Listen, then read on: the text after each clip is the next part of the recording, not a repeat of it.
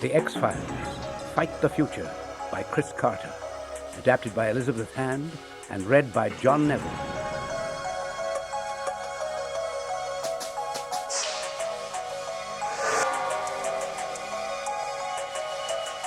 North Texas, 35,000 BC. The desolated landscape stretches from horizon to horizon, all snow and ice and vast grey sky. In the distance, two tiny figures appear, running desperately. They are man-like, with matted hair and coarse features, their bodies hidden beneath rough garments made of leather and fur. They run across the white wasteland, bodies bent as if they are scanning the ground underfoot for prints. The trail they seem to follow leads to a crevice, a triangular fissure between slabs of ice and collapsed stone. At the mouth of the cave, the prints disappear. One of the primitive men stoops to peer inside. They enter the cave. Inside, the cave walls spiral. They are ribbed with ice that glistens faintly. The first primitive lights his torch. As he holds it up, his companion grabs his arm and points to where the cave twists a few yards ahead of them. There, a soft patch of virgin snow bears the imprint of what they have been following. Ahead, the cave splits into two tunnels. Wordlessly, they each choose a different fork. The first primitive moves quietly through the tunnel. At the far end, he finds an opening.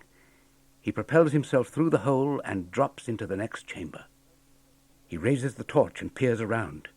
He is in a roughly circular cavern, perhaps 30 feet across, its walls nicked here and there by rocky outcroppings.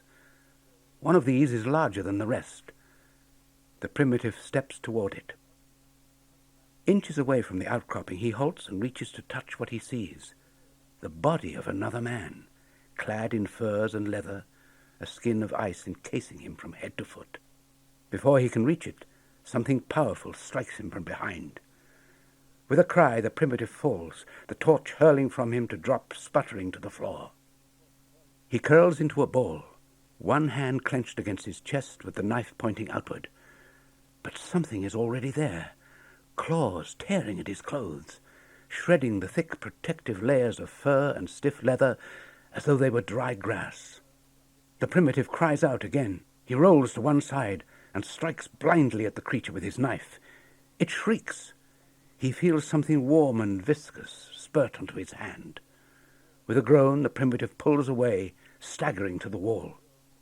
He hears it threshing in the darkness at his feet. The primitive roars and strikes at it again, feels his knife shear through its skin. But there is no reassuring bite of bone and muscle beneath his hand. It is as though his knife is mired in the body. He yanks his knife back. Too fast. The next instant he loses his balance and falls, and the thing is on him, its claw tearing at his thighs. His knife skids across the floor. Before he can reach for it, a shadow fills the chamber. The cave seems to spin as light radiates everywhere, finally coalescing into the torch held high by the second primitive, who has just appeared in the chamber. The creature looks up. The second primitive raises a knife and with a cry drives it into the creature. A deafening shriek as the thing sprawls backward. A moment, and the primitive is upon it, driving the knife into it again and again as it tries to escape. With shocking strength and speed, the creature throws the primitive to the cave floor. Dazed, the primitive comes to his feet, poised to attack, but the creature has vanished. He pauses, gasping for breath, and gazes down at his fallen companion. He is dead. The primitive turns away, searching for his enemy through the cave. In a nearby chamber, he comes upon the fallen body of his enemy. Warily, he approaches, waving the torch at the creature's head. Slowly, its eyes open. For a brief moment, the gaze of the hunter and the hunted meet. The primitive raises his knife to strike the final blow. Before his arm drops, the creature swiftly attacks. In one motion, the primitive drops the torch and with his other hand brings the knife forward so that it slides through the creature's upper body.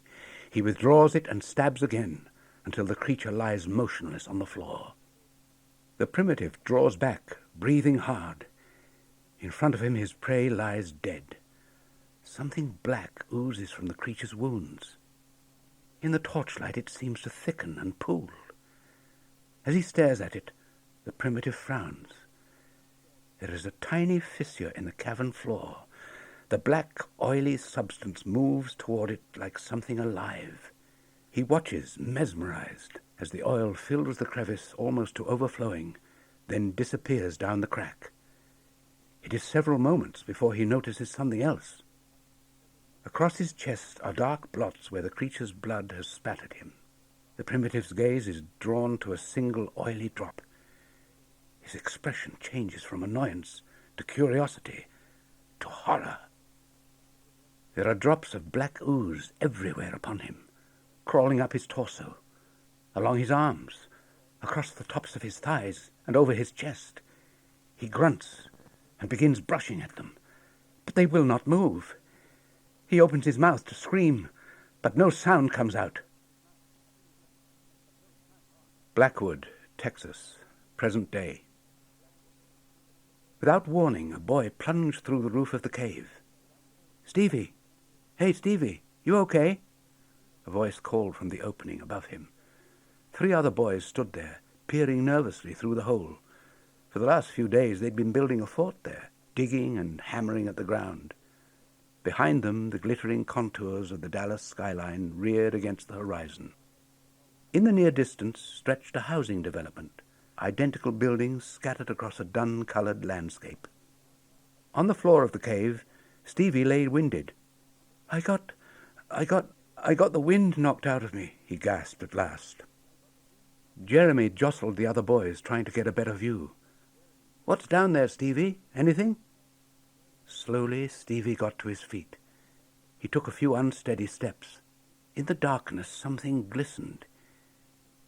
He picked it up and tilted it very carefully so that the light struck it, and it seemed to glow in his hands. "Stevie!" Jeremy called again. "Come on, what did you find?" "Human skull," breathed Stevie. "It's a human skull." He took a few steps back toward the pool of sunlight. He looked down and saw that he was standing in some kind of oil slick. When he tried pulling his foot up, the ground sucked at the sole of his sneaker. "Shit," he murmured, clutching the skull to him. "What the—" And then he saw that the oil was everywhere, not just beneath his feet, but seeping up from cracks in the rock. And it was moving toward him. Black oil oozed up beneath his foot and wriggled down and into his sneaker. The skull fell from his hands and bounced across the stony floor as he tugged at his shorts and stared at the exposed skin of his leg. Beneath the flesh, something moved, a writhing thing as long as its finger. Only now there was more than one. There were dozens of them, all burrowing under his skin and moving upward. And there was something else, something just as frightening. Where the black oil passed, his limbs were left feeling numb and frozen, paralyzed. "Stevie!" Jeremy stared down into the darkness. "Hey, Stevie!" "Stevie," the other boys chimed in. "You okay?" Stevie was definitely not okay. As they stared, Stevie's head fell backward so that he seemed to stare straight up at them, and in the glaring desert light they could see his eyes first filling with darkness and then turning completely, unnaturally black. "Hey, man," whispered Jason, "let's get out of here." "Wait," said Jeremy. "We should help him." Jason and the other boy pulled him away. Jeremy went with them reluctantly, his footsteps echoing loudly against the dusty ground. Sirens wailed counterpoint to the rush of wind over the plain. In the housing development, doors slammed as people began to file onto their front steps, a few at a time. The fire engines were already there. 2 men in full rescue mode jumped from the hook and ladder vehicle, disengaged the ladder, and hurried toward the hole left by the boys. Several other men followed them as the captain pulled up in his car and hopped out, radio in hand. "This is Captain Miles Cools," he recited. "We've got a rescue situation in progress." He stepped toward the hole. The 3 lead firemen had already slung the ladder down there, and one of them quickly stepped down it. His helmet gleamed in the sunlight, then winked from view as he reached the bottom and stepped away from the ladder. "What you got down there, JC?" Cools yelled after him. There was no response, and a moment later the second and third men followed the first into the darkness. Captain Cools stood silently, his weathered face taut with concern, as he stared at the sinkhole. After a moment he sent 2 more men down. Cools glanced up sharply. A low, ominous whomp, whomp echoed through the torrid air as a helicopter mysteriously materialized from the glowing sunset. Faster than seemed possible, the helicopter approached the huddled group of bystanders and firemen, banked sharply, and then hovered above them and landed gently on the parched earth. What the hell, thought Cools. The helicopter's side door flew open and 5 figures jumped out. Swathed in white, hazardous materials suits, their faces hidden behind heavy masks, they carried a gleaming metal litter, capped by a translucent plastic bubble. They headed immediately for the hole. Cools nodded and started after them. But before he had gone 2 paces, another man debarked from the helicopter, a tall, gaunt figure in white Oxford cloth shirt, his tie flapping in the propeller's backwash. "Get those people back!" the man yelled, pointing to where the crowd was drifting curiously after the paramedics. A plastic tag round his neck identified him as Dr. Ben Braunschweig. "Get them out of here!" Cools nodded. He turned to the line of waiting firemen and shouted, "Move them all back! Now!" Then, hurrying to catch up with Braunschweig, he said, "I sent my men down after the boy. The report is his eyes went black. That's the last I heard." Braunschweig ignored him and made a beeline for the sinkhole. Already the figures were clambering back up the ladder, bearing the limp body of the young boy on the bubble litter. At sight of this, Braunschweig finally stopped, staring as the rescue crew bore it back toward the chopper. The crew followed, and as the gathered crowd watched in silence, the helicopter lifted back into the air, its blades sending billows of red, dust-like smoke across the plain. A minute later, and it was only a black smudge against the ruddy sky. "Is that my boy?" a woman's voice asked from the back of the crowd. "Is that my boy?" Braunschweig walked toward the development, Captain Cools close behind. "What about my men?" Captain Cools loomed angrily at the doctor's side, his face red. "I sent 5 men down there."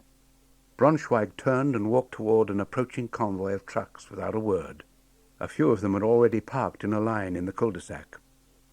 Braunschweig disappeared into the melee. When he reached the tanker trucks, he ducked between them and surreptitiously withdrew a cell phone. His face tight, he punched in a number, waited, and then spoke.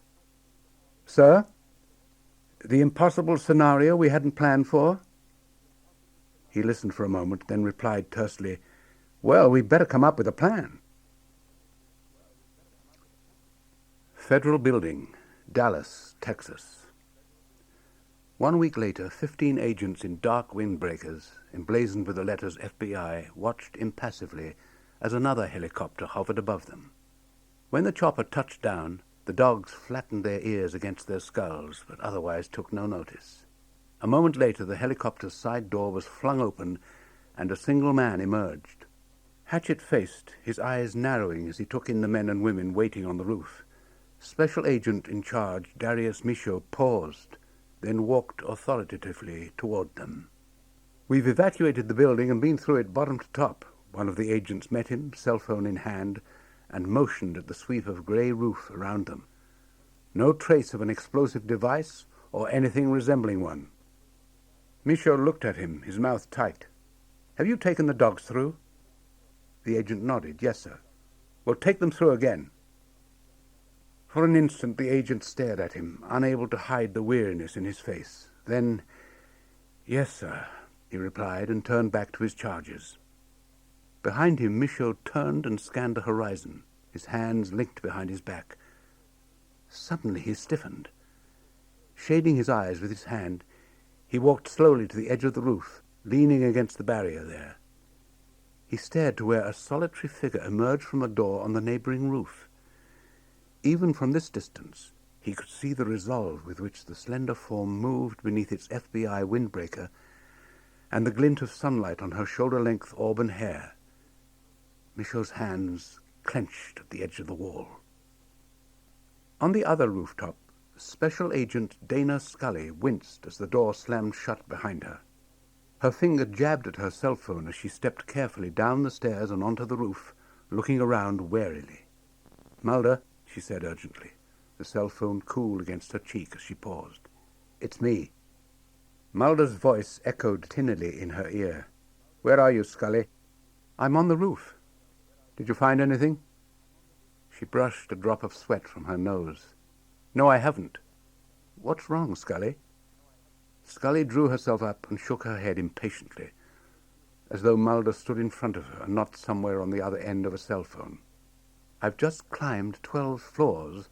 I'm hot and thirsty, and I'm wondering, to be honest, what I'm doing here." "You're looking for a bomb," Mulder's unflappable voice replied. Scully sighed. "I know that, but the threat was called in for the federal building across the street. I think they have that covered." Scully grimaced even more impatiently. She took a deep breath and began, "Mulder, when a terrorist bomb threat is called in, the logical purpose of providing this information is to allow us to find the bomb. The rational object of terrorism is to provide terror. If you'd study the statistics, you'd find a model behavioral pattern in virtually every case where a threat has turned up an explosive device. What happened to playing a hunch?" Scully almost jumped out of her skin. The voice came not from her cell phone, but from 2 feet away. There, in the shadow of the AC unit, stood Fox Mulder. He raised an eyebrow almost imperceptibly as he cracked a sunflower seed between his teeth, tossing the spent husks to the ground as he clicked off his cell phone and stepped toward her. "Jesus, Mulder," Scully moaned, shaking her head. "There's an element of surprise, Scully," said Mulder evenly. "Random acts of unpredictability." He popped another sunflower seed into his mouth as he went on. "If we fail to anticipate the unforeseen, or expect the unexpected in a universe of unforeseen possibilities, we find ourselves at the mercy of anyone or anything that cannot be programmed, categorized, or easily referenced." As he spoke, he walked toward the edge of the building. At the wall he leaned over, sailing his sunflower seeds off into the air and then dusting his hands off. For a moment he paused, staring thoughtfully, almost wistfully, into the nether distance, then turned back to Scully and said, "What are we doing up here? It's hotter than hell." And before Scully could make an exasperated reply, he was off again, striding gracefully toward the stairs where Scully had emerged a few minutes before. She stood and watched him, then stuffed her cell phone into a pocket. Hiding a grin, she followed him, grabbing his arm and steering him up the steps. "I know you're bored with this assignment," she said. Any faint vestige of humor leaked from her face. "But unconventional thinking is only going to get you into trouble now." Mulder looked at her impassively. "How's that?" "You've got to quit looking for what isn't there. They've closed the X-Files, Mulder. There's procedure to be followed here. Protocol," she added, giving the word a threatening emphasis. Sighing, she hurried past him up the stairs, took the last few steps until she stood at the top, and grabbed the doorknob.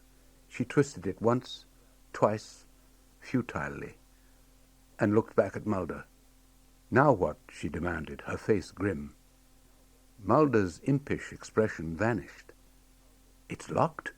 he asked edgily. Scully looked at him and wiggled the knob again. So much for anticipating the unforeseen. She squinted up at the sun, then gazed at Mulder. Before she could say anything else, he lunged past her, yanking her hand from the knob.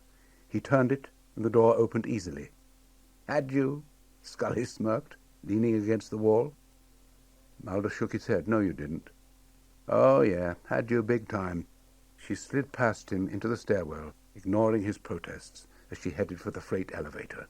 She punched a button and waited for the welcoming ping as the doors opened. "Sure did," she said smoothly, still grinning as Mulder shouldered into the elevator before her. "I saw your face, Mulder. There was a moment of panic." Mulder stood with forced dignity as the elevator dropped. "Panic," he said, shook his head.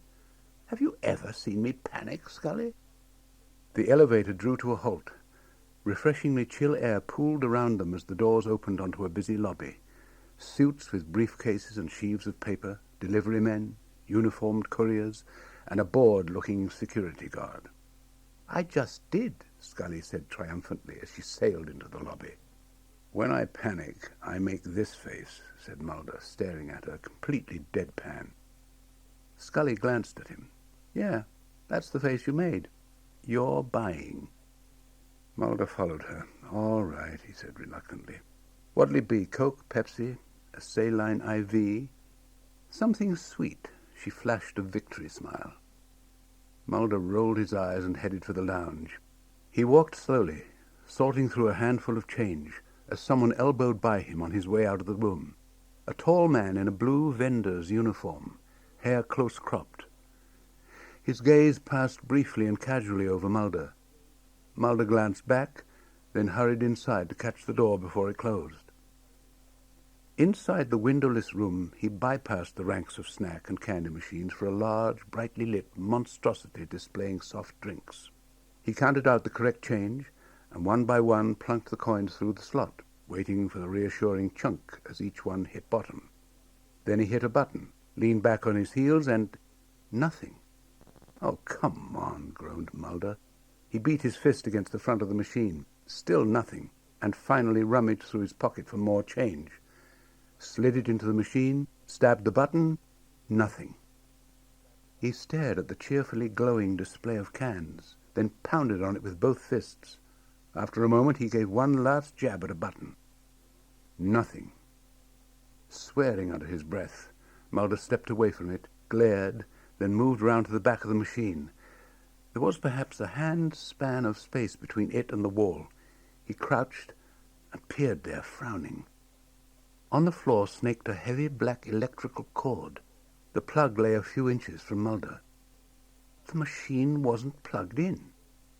He picked up the plug, stared at it with growing comprehension. Then very quickly and very carefully he set it back on the floor and lightly stepped once more to the front of the machine he had just been pounding at. He opened the front panel and stared inside in horror. He grimaced at the memory of slamming his fist against the brightly lit surface, then turned and hurried to the door. He grabbed the knob, turned it, and met resistance. "Shit," he murmured. He jiggled the knob, pulled on it, twisted it back and forth, but there was no longer a shred of doubt in his mind. He was locked in. Frantically, he pulled out his cell phone and punched in a number, pressed the phone tight against his ear as he stared at the soda machine. A moment later, Scully's voice filtered through the receiver. "Scully." Mulder took a deep breath. "Scully, I've found the bomb." Outside the vending room, Scully paced the lobby and rolled her eyes. "Where are you, Mulder?" "I'm in the vending room." She nodded to herself, glanced down a short corridor, and headed down it. When she heard a faint pounding, she turned and found herself facing a door. "Is that you pounding?" she questioned, and tentatively turned the knob. On the other side, Mulder cupped the phone against his chin and pounded even harder. "Scully, get someone to open this door." Scully shook her head. She tried the door again, still locked. Losing patience, she said, "Come on, open the door." Her response met with even more pounding. For the first time, Scully felt a spark of fear. "Mulder," she breathed into the cell phone, "tell me this is a joke." Mulder's voice echoed in her ear. 1359, 1358, 1357. As he intoned, Scully bent to examine the keyhole beneath the door's metal knob. It had been soldered over. She pressed her thumb against it, felt the faintest warmth and pressure. Recent work. 1356. "Do you see a pattern emerging here, Scully?" "Hang on," said Scully. "I'm going to get you out of there." Inside the vending room, Mulder's phone went dead. He snapped it closed and shoved it back into his pocket, then squatted in front of the soda machine. Inside was a battery of circuit boards and snaking wires, digital readouts, and row after row of clear plastic canisters filled with fluid hooked up to what had to be bricks of plastique. In the middle of all this, a blinking LED display registered the countdown. Mulder stared at it, fighting dread, and thought, it's going to take an expert a lot longer than 13 minutes to figure out where to even start on this. In the building lobby, Scully strode up to the security desk, barking orders as she swept her arm out to indicate the oblivious crowd of office workers. I need this building evacuated and cleared out in 10 minutes. She stabbed at the air in front of the security chief and yelled, I need you to get on the phone and tell the fire department to block off the city center in a 1-mile radius around the building. The security chief gaped. In 10 minutes? Don't think, shouted Scully. Just pick up the phone and make it happen. But people in the lobby were already running out, and she was gone before he could protest or command an explanation, already dialing another number on her phone. This is Special Agent Dana Scully. I need to speak to Special Agent in charge Michaud. He's got the wrong building.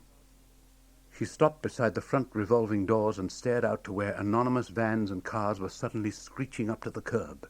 Agents in FBI windbreakers ran from the unmarked vehicles, Darius Michaud among them. Where is it? He demanded as he rushed into the lobby to meet Scully. Around them, workers streamed out of the building, their voices high-pitched with anxiety. Mulder found it in a vending machine. He's locked in with it. Michaud looked over his shoulder and yelled at an agent directing people through the doors.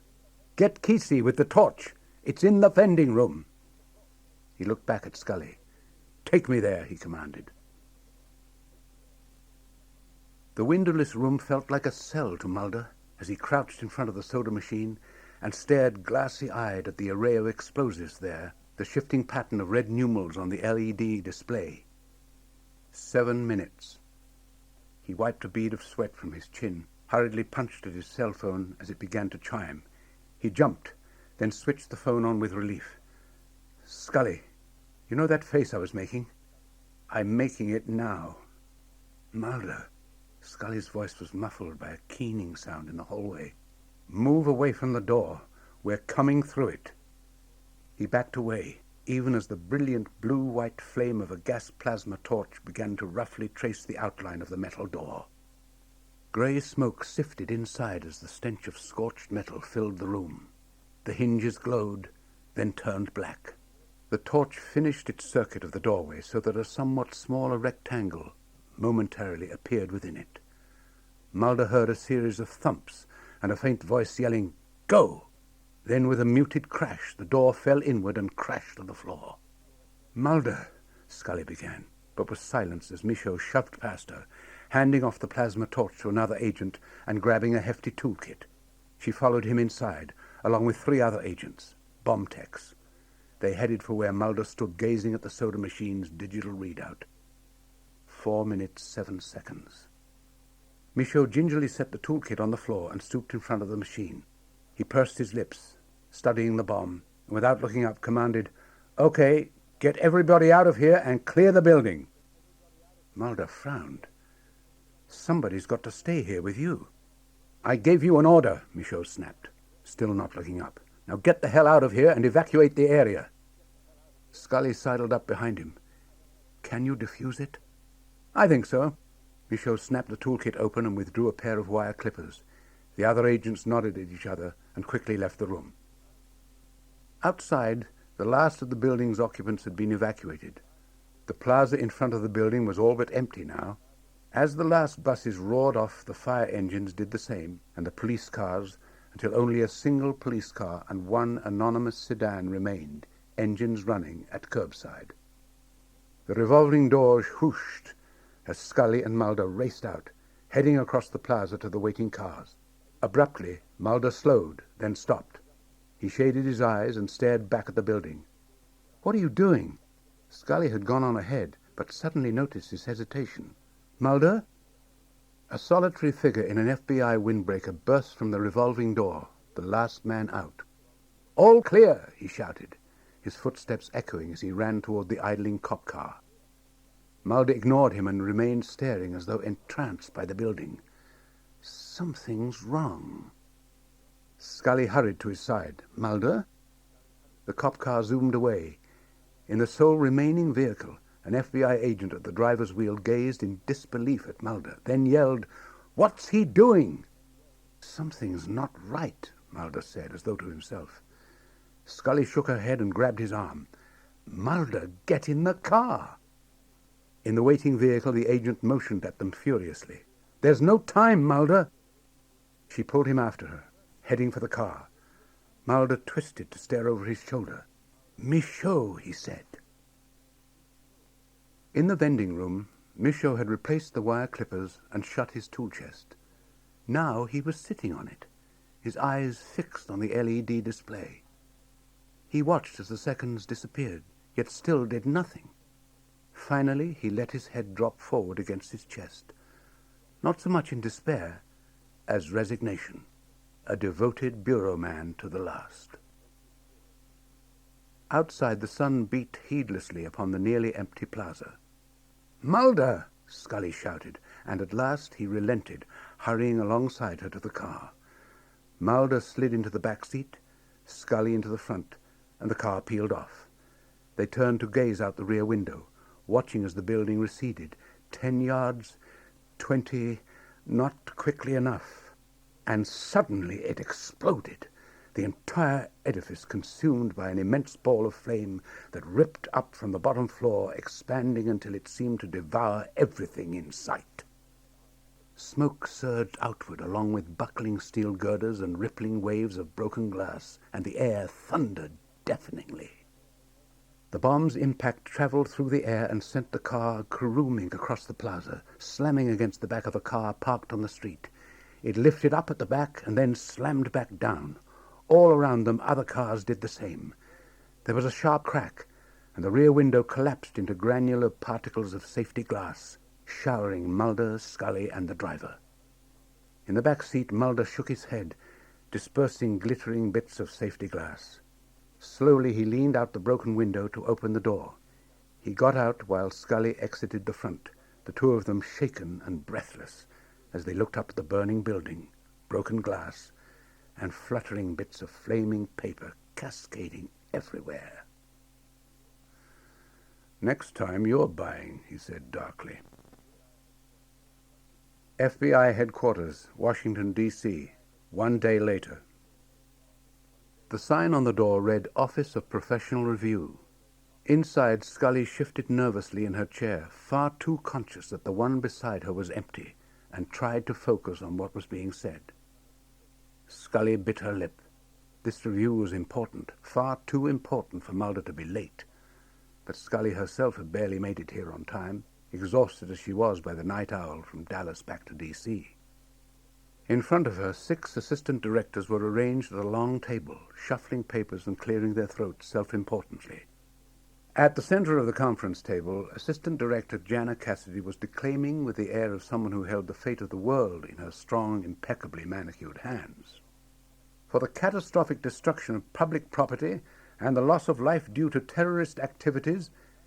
Next to Cassidy, Assistant Director Walter Skinner cast Scully a level look, letting his gaze linger for just a moment upon Mulder's conspicuously empty chair. "Many details are still unclear," said Cassidy. Her cool blue eyes regarded Scully from above a sheaf of papers as she went on pointedly. "We're under some pressure to give an accurate picture of what happened to the Attorney General so she can issue a public statement." And then Scully heard what she'd been waiting for, the muted creak of the door finally opening and a familiar footstep. She turned to see Mulder, his freshly pressed suit jacket doing a poor job of hiding the fact that he wore the same shirt he'd had on yesterday, his face creased with the slightly chagrined expression of a man who knows he's late for his own funeral. "We know now that 5 people died in the explosion," Cassidy continued before Mulder could finish sitting down. "Special agent in charge Darius Michaud, who was trying to defuse the bomb that had been hidden inside a vending machine, 3 firemen from Dallas, and a young boy." Mulder's hand froze on the chair in front of him. He looked quickly at Scully, whose raised eyebrow confirmed that this was news to her, too. Mulder stared her down unflinchingly. "We were told the building was clear." "You'll get your turn, Agent Mulder." Cassidy's frigid tone held a warning as she gestured at the door. "Please step out. We want to hear Agent Scully's version of events first." Mulder swallowed and for the first time looked over at the other ADs at the table. The only sympathetic face he found was Skinner's, but Skinner's sympathy was tempered with a warning. Defeated, Mulder slid his chair back and left the room. Scully watched him go. A moment later, Walter Skinner quietly excused himself and followed Mulder into the hallway. He found the younger agent standing in front of a display case, staring broodingly at the marksmanship trophies inside. "Sit down," said Skinner, indicating a beige couch beside the case. "It'll be a few minutes. They're asking Agent Scully for a narrative. They want to know why she was in the wrong building. She was with me." Skinner studied Mulder, shaking his head. "You don't see what's going on, do you?" he said softly. "There's $40 million in damage to the city of Dallas. Lives have been lost. No suspects have been named. So the story being shaped is that this could have been prevented, that the FBI didn't do its job." Mulder's eyes narrowed. "And they want to blame us?"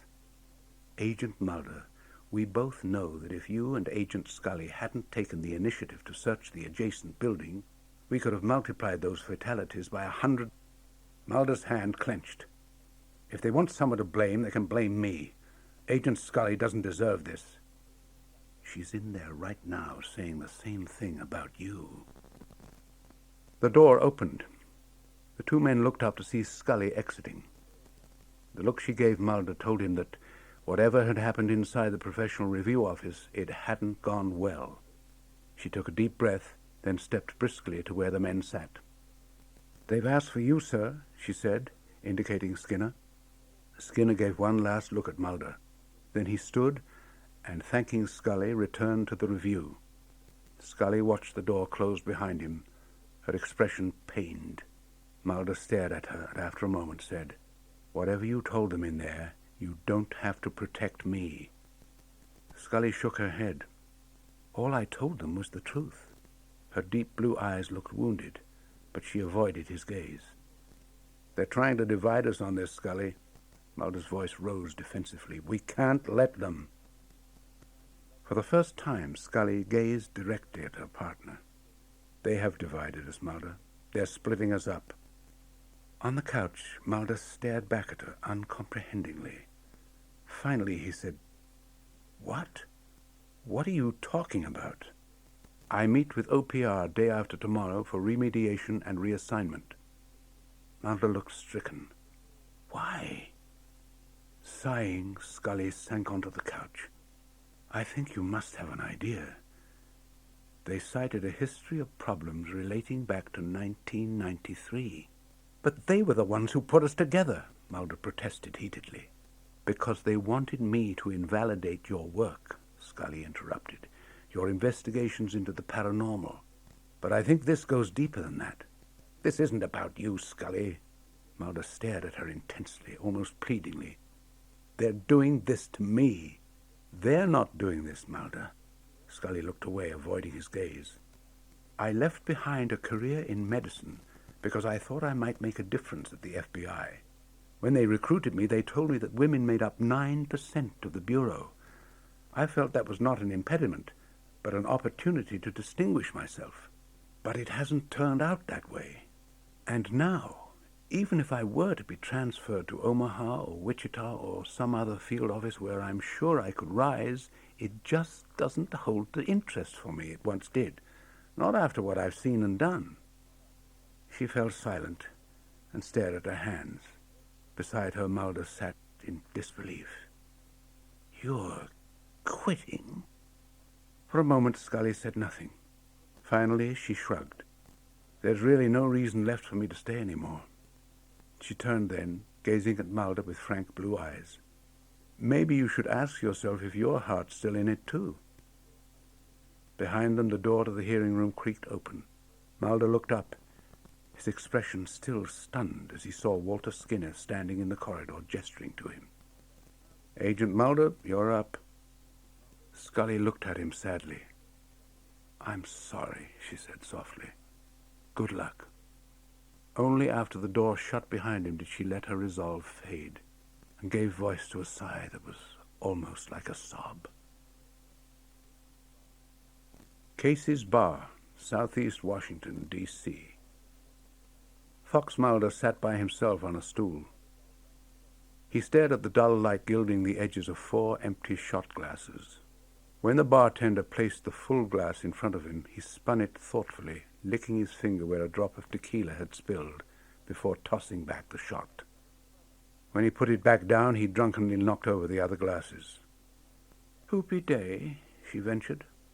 Mulder nodded, and the barmaid looked sympathetic, but that changed when he pointed to the tequila bottle again. "You sure?" she asked. He stared fixedly at the bottle, and she reluctantly poured another shot. Mulder drank it, banged the glass on the bar, half-turned on his stool, and closed his eyes as a wave of dizziness swept over him. When he opened them an instant later, he saw another man staring at him from the end of the bar. An older man, early 60s perhaps, with a broad, weathered face. Mulder stared at him blearily and incuriously, and then turned back to the bar. Another. She poured it, then began gathering the empty shots and placing them in a plastic basin. "What do you do?" "What do I do?" Mulder looked up at her and nodded. "I'm a key figure in an ongoing government charade. An annoyance to my superiors, a joke among my peers. They call me Spooky. Spooky Mulder, whose sister was abducted by aliens when he was a kid, who now chases little green men with a badge and a gun, shouting to the heavens and anyone else who listened that the fix is in." He flashed her a bitter smile. She stared back at him, then quickly pulled back the shot she'd just poured. "I think that just about does it, Spooky." She dumped the tequila in the sink and began writing up a check. Mulder shrugged impassively and slid off the stool. He dropped a small wad of bills on the bar counter and walked unsteadily toward the back of the room where a dim, narrow hallway led to the bathrooms. A piece of paper was thumbtacked to the men's room door. Out of order. "Shit," muttered Mulder. Gathering what was left of his wits, he turned and stumbled back down the corridor to where a fire door opened out onto the alley, and went outside. A row of dumpsters reared up against a crumbling brick wall. Mulder found a space between 2 of them and unzipped his fly. Moments later he started as a voice came from behind him. "Bet the Bureau's accusing you of doing the same thing in Dallas." Mulder stiffened drunkenly as a figure emerged from the shadows. The same older man who'd been observing him inside the bar. The stranger gave him a crooked smile and eased himself unthreateningly into a space a few yards from where Mulder stood. "How's that?" Mulder asked cautiously. "Standing around holding your yank while bombs are exploding." The stranger laughed as Mulder turned and eyed him. "Do I know you?"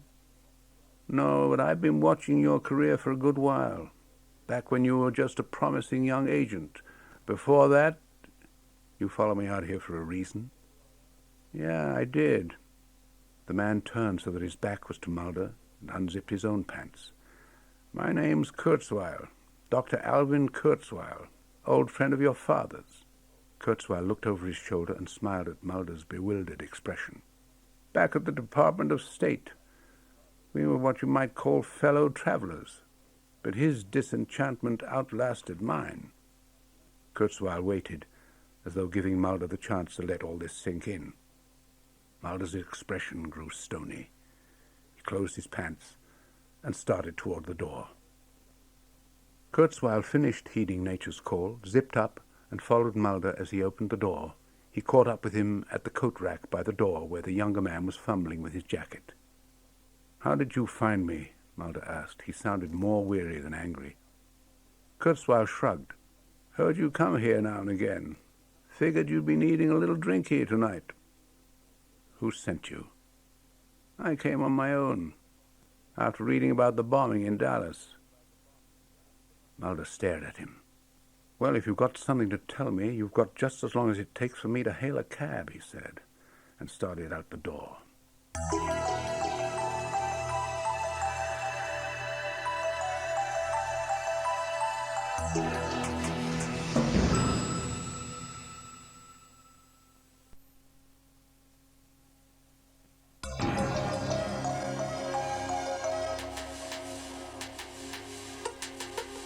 Before he could hit the sidewalk, Kurzweil grabbed his arm.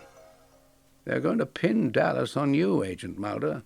His tone was not accusatory. If anything, he sounded apologetic, even sorrowful, the trusted family retainer bringing news of a death. "But there was nothing you could have done. Nothing anyone could have done to prevent that bomb from going off. Because the truth is something you'd never have guessed, never even have predicted." Mulder stared at him, his face twisting into rage. He pulled away and stormed down the sidewalk as Kurzweil followed him doggedly. "And what's that?" Mulder snapped. Kurzweil hurried until he was alongside him. "Darius Michaud never tried or intended to defuse the bomb." Mulder paused, teetering on the edge of the curb, looked around in disgust, turned to Kurzweil and said in rhetorical disbelief, "He just let it explode." Kurzweil tugged at the collar of his raincoat.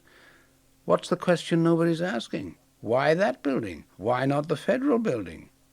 Mulder looked pained. The federal building was too well guarded. "No!" Kurzweil's voice grew agitated as Mulder stepped into the street, raising his hand to hail a cab. "They put the bomb in the building across the street because it did have federal offices. The Federal Emergency Management Agency had a provisional medical quarantine office there, which is where the bodies were found. But that's the thing—" The taxi pulled over. Kurzweil sidestepped a puddle as he followed Mulder to the car. "The thing you didn't know, that you'd never think to check." Mulder was already pulling the taxi's door open, lowering himself to slide inside. Kurzweil gazed at him, his eyes no longer sad but fierce, almost challenging. "Those people were already dead." Mulder blinked. "Before the bomb went off?" Mulder shook his head. Michaud was a 22-year veteran of the Bureau. Michaud was a patriot. The men he's loyal to know their way around Dallas. They blew away that building to hide something, maybe something even they couldn't predict. Kurzweil leaned against the cab and looked at Mulder, waiting. The younger man shook his head, no longer quite disbelieving, but as though slowly teasing out the answer to a puzzle. "You're saying they destroyed an entire building to hide the bodies of 3 firemen?" Kurzweil banged the top of the cab triumphantly. The right answer at last. "And 1 little boy." Without a word, Mulder got into the cab and slammed the door. He looked at the driver. "Take me to Arlington." He rolled down the window and stared up at Kurzweil. "I think you're full of shit," he said. "Do you?" Kurzweil asked evenly. He rapped the taxi's roof and stepped away, watching as it sped away. Inside the cab, Mulder leaned forward, frowning. "I changed my mind," he said to the driver. "I want to go to Georgetown." Dana Scully lay in bed, staring at the ceiling. The rain battered the walls of her apartment. The wind sent branches rattling against the roof. And then she heard something else. She sat up bolt upright, cocking her head. Someone was pounding at the door. Scully glanced at her bedside clock. 3:17. She grabbed her bathrobe and hurried to the door. She peeked through the peephole, stepped back, and sighed, her relief tinged with annoyance. Then she removed the safety chain, unlocked the door, and pulled it open. Mulder stood there, his clothes wet and hair disheveled. Despite his disarray and the hour, he looked strangely, even disturbingly alert. "I wake you?" Scully shook her head. "No." "Why not?" Mulder breezed past her into the apartment. She closed the door and stared at him in disbelief. "Are you drunk, Mulder?" "I was until about 20 minutes ago." "Go home, Mulder. It's late." He shook his head with a resolute, slightly manic gleam in his eyes. He reached down to pick up her windbreaker, still lying on the couch where she'd dropped it last night, held it out to her. "Get dressed, Scully." "Mulder, what are you doing?" "Just get dressed," he said. The manic gleam grew even more intense, but it couldn't hide the beginning of a grin, the slightest hint that something big was afoot. "I'll explain on the way." Blackwood, Texas. The night breeze swept across the prairie relentlessly. After a while the wind seemed to rise as though heavy weather was moving in. Above the desolation of sage and dust, 2 black, unmarked helicopters appeared, flying at dangerously low altitude toward their destination, several large, ominously glowing domes, duplicates of the moon's own reflection upon the prairie. Only a few hundred yards away, the commonplace lights of the housing development sparked the night, white and yellow and ice blue where a television was on. But there was nothing commonplace about the work site that had sprung up where only days before 4 young boys had knelt digging in the brick-colored earth. Now the white hoods of several geodesic domed tents stretched over nearly the entire patch of ground. They were surrounded by long white cargo trucks, their tanks devoid of any markings, and a number of anonymous support vehicles, cars, vans, pickup trucks. Between these, figures in black fatigues moved purposefully, their somber uniforms in stark contrast to the white, hazardous materials suits worn by their counterparts who stepped in and out of the central dome and support tents. Overhead, the hum of the choppers became a drone as the 2 aircraft banked and then slowly settled upon the ground. The chopper's door swung open. A man stepped down and headed to where a line of trucks provided a makeshift windbreak from the helicopter's prop wash. Once there, he stood with his back to it all, choppers, drones, the huge and weirdly glowing tent, and lit a cigarette. "Sir?" The cigarette-smoking man replaced his lighter and inhaled, then turned to look at the uniformed man addressing him. "Dr. Braunschweig is waiting for you in the main staging area. This way, sir." He held open a vinyl flap, and the cigarette-smoking man ducked beneath. Inside, the dome was a maze of clear plastic tubing, translucent vinyl walls, and opaque barriers separating one work area from another. In between, in makeshift cubicles and plastic-sided alleys, men and women stood or sat before stainless steel tables. Some wore hazmat suits or surgical masks. All had the intense, almost dreamy expressions of people engaged in work they had spent a lifetime preparing for. The tables were covered with vials and alembics and crucibles of glass, but also with homelier instruments, hammers, chisels, sifters, and strainers, all the accoutrements of the archaeologist's art. The entire place resembled a cross between a high-tech dig and a surgical operating theatre. The cigarette-smoking man came to the entrance to the very center of the dome. Here he took the bulky white suit and mask that an underling handed him, donning it quickly before drawing aside the last vinyl flap and entering. Inside was a small partitionless area, filled with refrigeration units. It was cold, cold enough that the cigarette-smoking man's breath clouded even inside his mask. Several metal gurneys were tucked beneath halogen lights and shrouds of plastic sheathing. In the middle of it all, a small mound of bare earth had been covered by a clear plastic cover, like a manhole cover, 12 inches thick, its transparent surface crisscrossed by heavy stainless steel bars.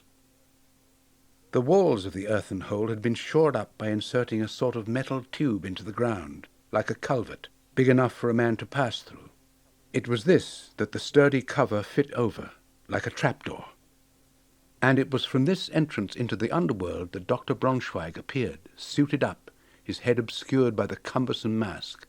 He pushed aside the clear plastic hatch and stepped out as the cigarette-smoking man approached him. "You've got something to show me?"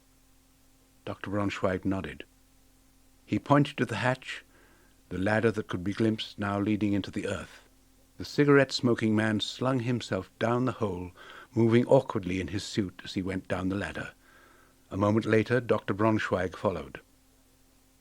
They were inside the cave, a frigid chamber lit by an array of halogen and fluorescent lights.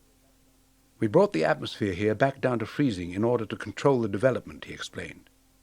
"And that development is like nothing we've ever seen." The cigarette-smoking man stood beside him, catching his breath. "Brought on by what?" "Heat, I think. The coincident invasion of a host, the fireman, and an environment that raised his body temperature above 98.6. He motioned the other man to follow him to one end of the cavern.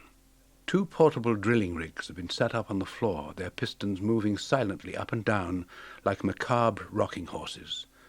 Behind them, more plastic sheets hung from the ceiling, to form an eerily glowing drapery of cool blue light from within. Dr. Braunschweig hesitated, then pushed away the plastic.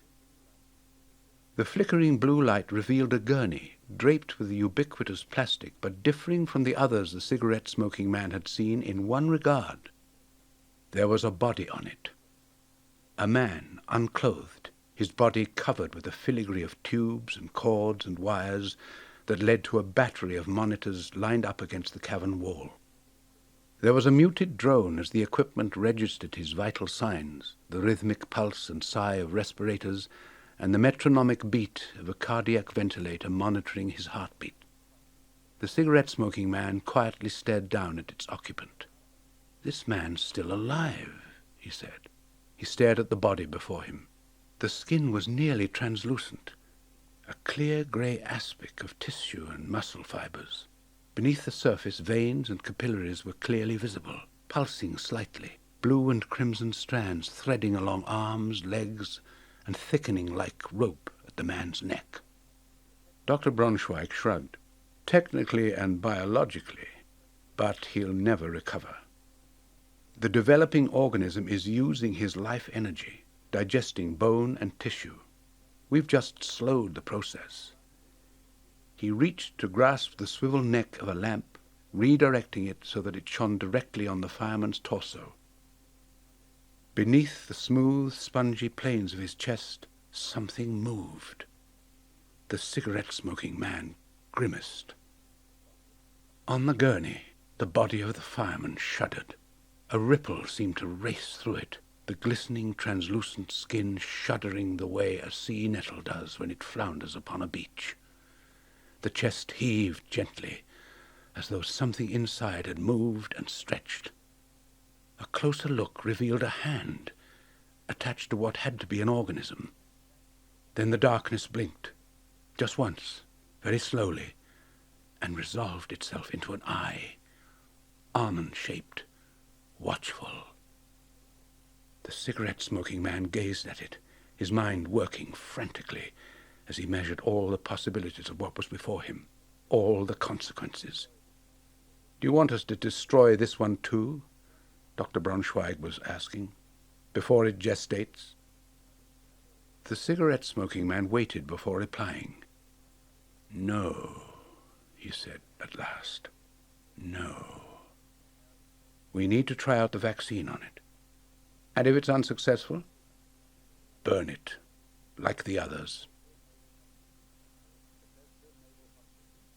Bethesda Naval Hospital. Inside Walter Reed, it smelled like any other hospital, disinfectant and chemical lemon.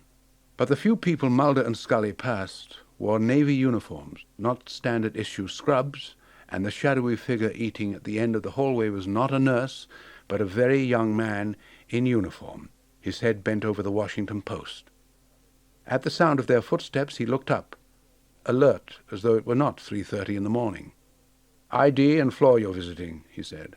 They flashed their FBI IDs. "We're going down to the morgue," Mulder explained. The guard shook his head.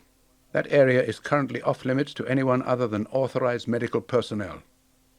Mulder eyed him coldly. "On whose orders?" "General McCaddy's." Mulder didn't miss a beat. "General McCaddy is who requested our coming here. We were awakened at 3 a.m. and told to get down here immediately. We don't have time to dick around here. The order came direct from General McCaddy. Call him. We'll conduct our business while you confirm authorization." Without looking back, Mulder steered Scully past the security desk. Behind them, the fresh-faced young guard tentatively picked up the phone again. "Why don't you go ahead down? I'll confirm authorization," he called after them. Mulder nodded curtly. "Thank you." They walked briskly down the corridor, only relaxing when they turned the corner into another, more dimly lit hallway. Why is a morgue suddenly off-limits on orders of a general? "Guess we'll find out," Scully replied, and pointed to the entrance to the morgue. Inside they were met by a blast of frigid air and the dank, sour odors of formaldehyde and disinfectant. In the cold room, row after row of gurneys stretched in ominous formation, each holding the familiar alpine landscape of a body beneath a white sheet. Scully made her way quickly down first one row and then another, glancing at IDs and dangling clipboards, until she found what they had come here to find. "This is one of the firemen who died in Dallas?" she asked, undoing the cat's cradle of roping that bound the still form on the gurney. Mulder nodded. "According to this tag." "And you're looking for?" "Cause of death." Scully gave him a long-suffering look. "I can tell you that without even looking at him. Concussive organ failure due to proximal exposure to source and flying debris." She dropped the roping and pulled out the autopsy chart she had found on the gurney. "This body has already been autopsied, Mulder," she explained patiently.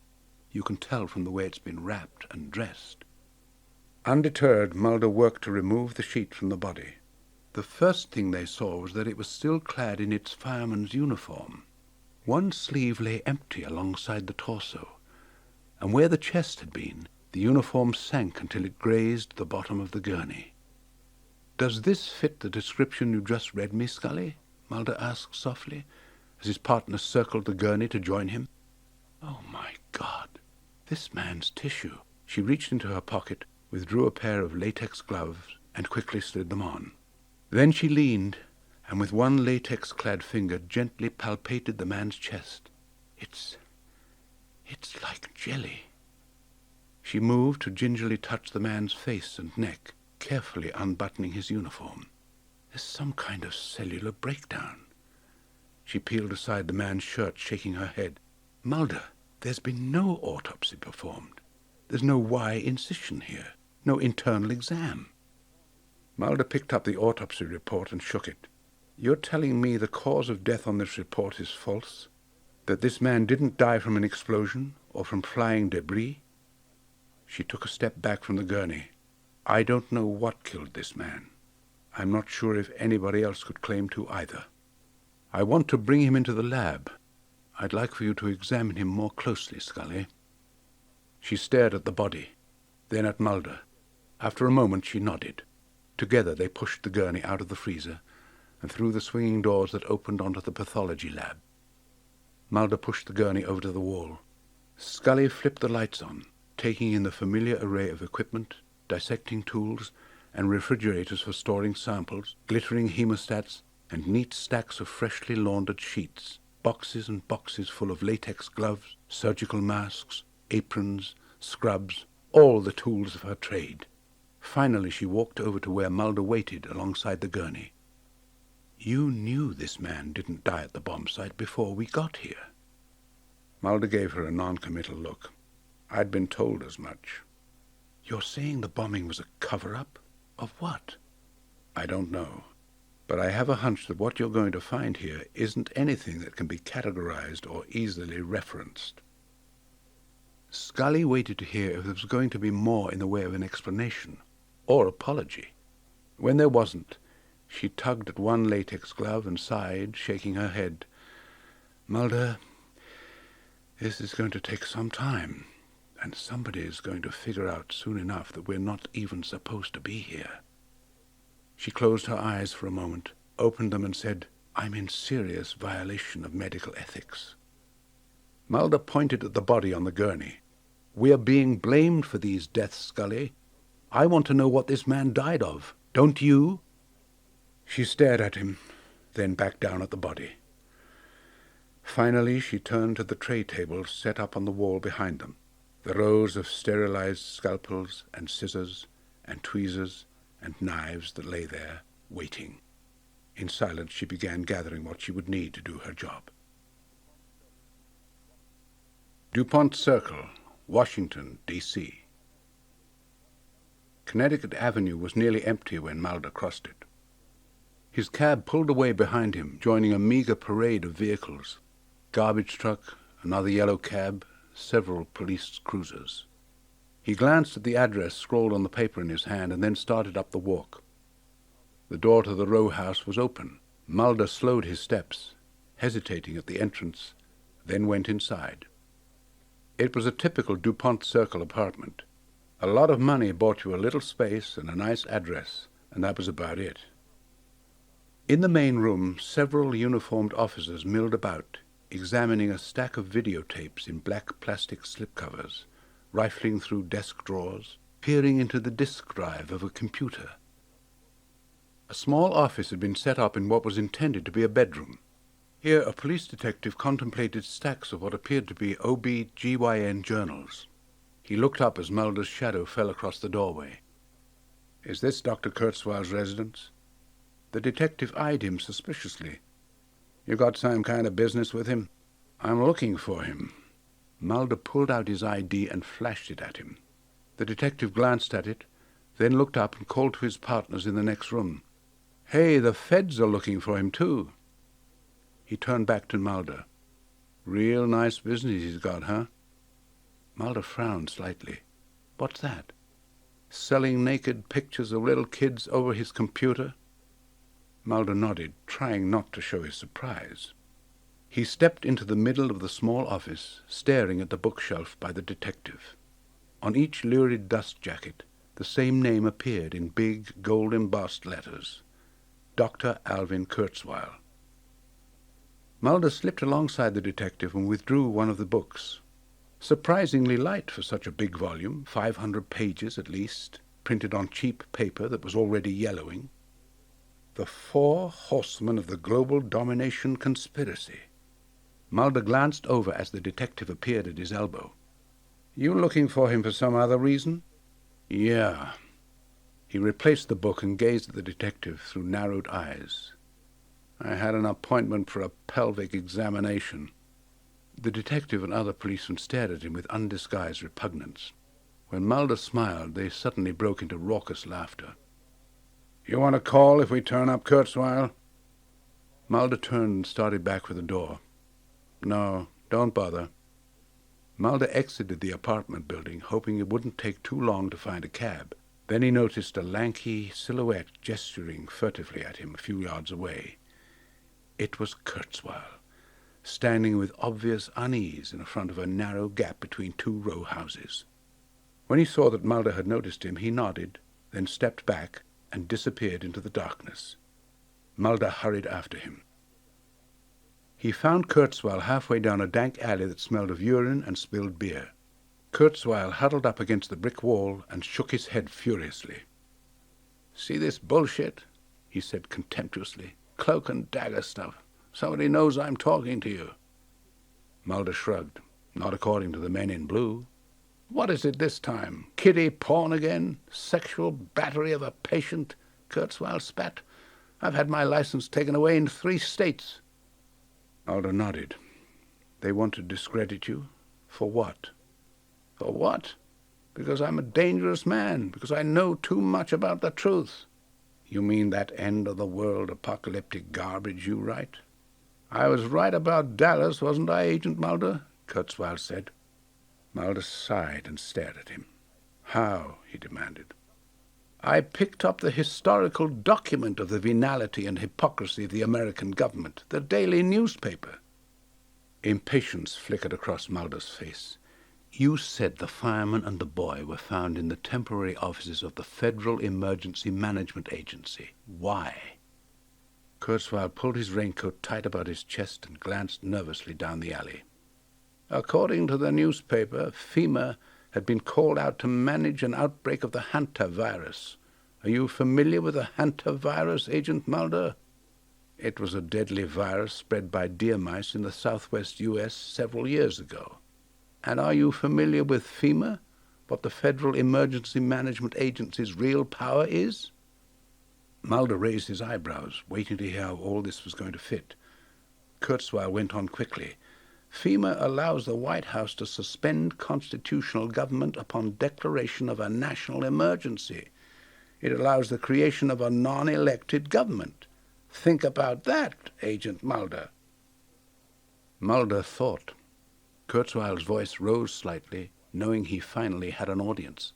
"What is an agency with such broad, sweeping power doing managing a small viral outbreak in suburban Texas?" "Are you saying," Mulder said slowly, "that it wasn't a small outbreak?" Kurzweil's expression looked positively feverish. "I'm saying it wasn't the hantavirus." From the street came the sudden yelp of a siren. two men started, then backed more tightly against the damp brick walls as a police car cruised slowly down the street. When it was gone, Mulder hissed, "What was it?"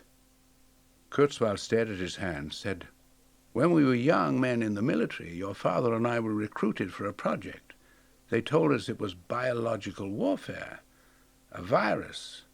There were rumors about its origins." Mulder shook his head impatiently. "What killed those men?" "What killed them I won't even write about," Kurzweil exploded. "I tell you, they do more than just harass me. They have the future to protect." Mulder regarded him coolly. "I'll know soon enough." But Kurzweil was too worked up to hear him. "What killed those men can't be identified in simple medical terms." "A plague?" "The plague to end all plagues, Agent Mulder," whispered Kurzweil. "A silent weapon for a quiet war. The systematic release of an indiscriminate organism for which the men who bring it on still have no cure. They've been working on this for 50 years. While the rest of the world was fighting gooks and commies, these men have been secretly negotiating a planned Armageddon." Mulder frowned. "Negotiating with whom?" "I think you know." Kurzweil's mouth grew tight. "The timetable has been set. It will happen on a holiday, when people are away from their homes, when our elected officials are at their resorts or out of the country. The President will declare a state of emergency, at which time all federal agencies, all government will come under the power of the Federal Emergency Management Agency. FEMA, Agent Mulder, the secret government." Mulder whistled. "And they tell me I'm paranoid." Kurzweil shook his head fiercely. "Something's gone wrong. Something unanticipated. Go back to Dallas and dig, Agent Mulder, or we're only going to find out like the rest of the country when it's too late." The older man shoved his hands into his pockets, turned, and walked quickly down the alley. Mulder made his way in silence back to the leaden expanse of Connecticut Avenue. Bethesda Naval Hospital. Dana Scully was so involved with her autopsy of the fireman that she almost didn't hear the brisk tread in the hallway and moments later the ominous click of a door opening. Without a sound she yanked the sheet back over the fireman's corpse, then darted across the laboratory to the freezer door. She opened it as quickly and quietly as she could, slipped inside the frigid room, and shut the heavy metal door behind her. She winced as it clicked shut. Faint voices rose in the next room, and she tensed, holding her breath as she tried to hear what they were saying. "Said they had clearance from General McCaddy." Abruptly, the cloistered quiet of the freezer was broken by the chirping of her cell phone.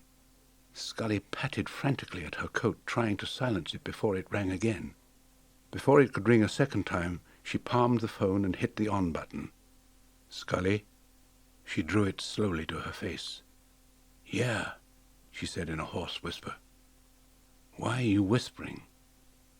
Behind him, she could hear the sounds of intermittent traffic, the bleat of a passing radio. He was at a payphone. "I can't really talk right now," she said, staring up at the door. "What did you find?" She took a breath. "Evidence of a massive infection." "What kind of infection?" "I don't know." Near silence in which she could hear static, the roar of a bus. Finally Mulder said, "Scully, listen to me. I'm going home, then I'm booking a flight to Dallas. I'm getting you a ticket too." "Mulder." "I need you there with me," he went on quickly, not giving her the chance to argue. "I need your expertise on this. The bomb we found was meant to destroy those bodies and whatever they were infected by." She shook her head. "I've got a hearing tomorrow." "I'll have you back for it, Scully, I promise. Maybe with evidence that could blow your hearing away." "Mulder, I can't." Scully's voice rose. She bit her lip, angry and fearful of discovery. "I'm already way past the point of common sense here." Sudden voices sounded from the other side of the door. Without a goodbye, Scully punched the phone off and shoved it into her pocket. Then she slid across the floor, ducking beneath one of the gurneys. She pressed herself back as far as she could go and held her breath as the door to the freezer opened. Go, she thought, and closed her eyes. Go, leave, just go. They left. The freezer's heavy doors slammed shut. Scully sighed and waited until it was safe to follow. Forensics Laboratory, FBI Field Office, Dallas, Texas. You're looking for what amounts to a needle in a haystack. The field agent waved his hand to indicate the room around them, an open space the size of a basketball court. I'm afraid the explosion was so devastating there hasn't been a whole lot we've been able to put together just yet. I'm looking for anything out of the ordinary. Maybe something from the FEMA offices where the bodies were found. Some bone fragments came up in the sift this morning. The field agent picked up one of the bottles and gazed at its contents. We thought there'd been another fatality, but then we found out that FEMA had recovered them from an archaeological site out of town. Have you examined them? No, the field agent shrugged. Just fossils as far as we know. Mulder nodded when a figure standing in the doorway caught his eye. He lifted his chin very slightly and said, "I'd like this person to take a look, if you don't mind." At the entrance to the workroom, Scully stood with arms crossed and stared at Mulder. Before he could call out to her, she walked across the room to join them. The field agent acknowledged her with a nod of greeting.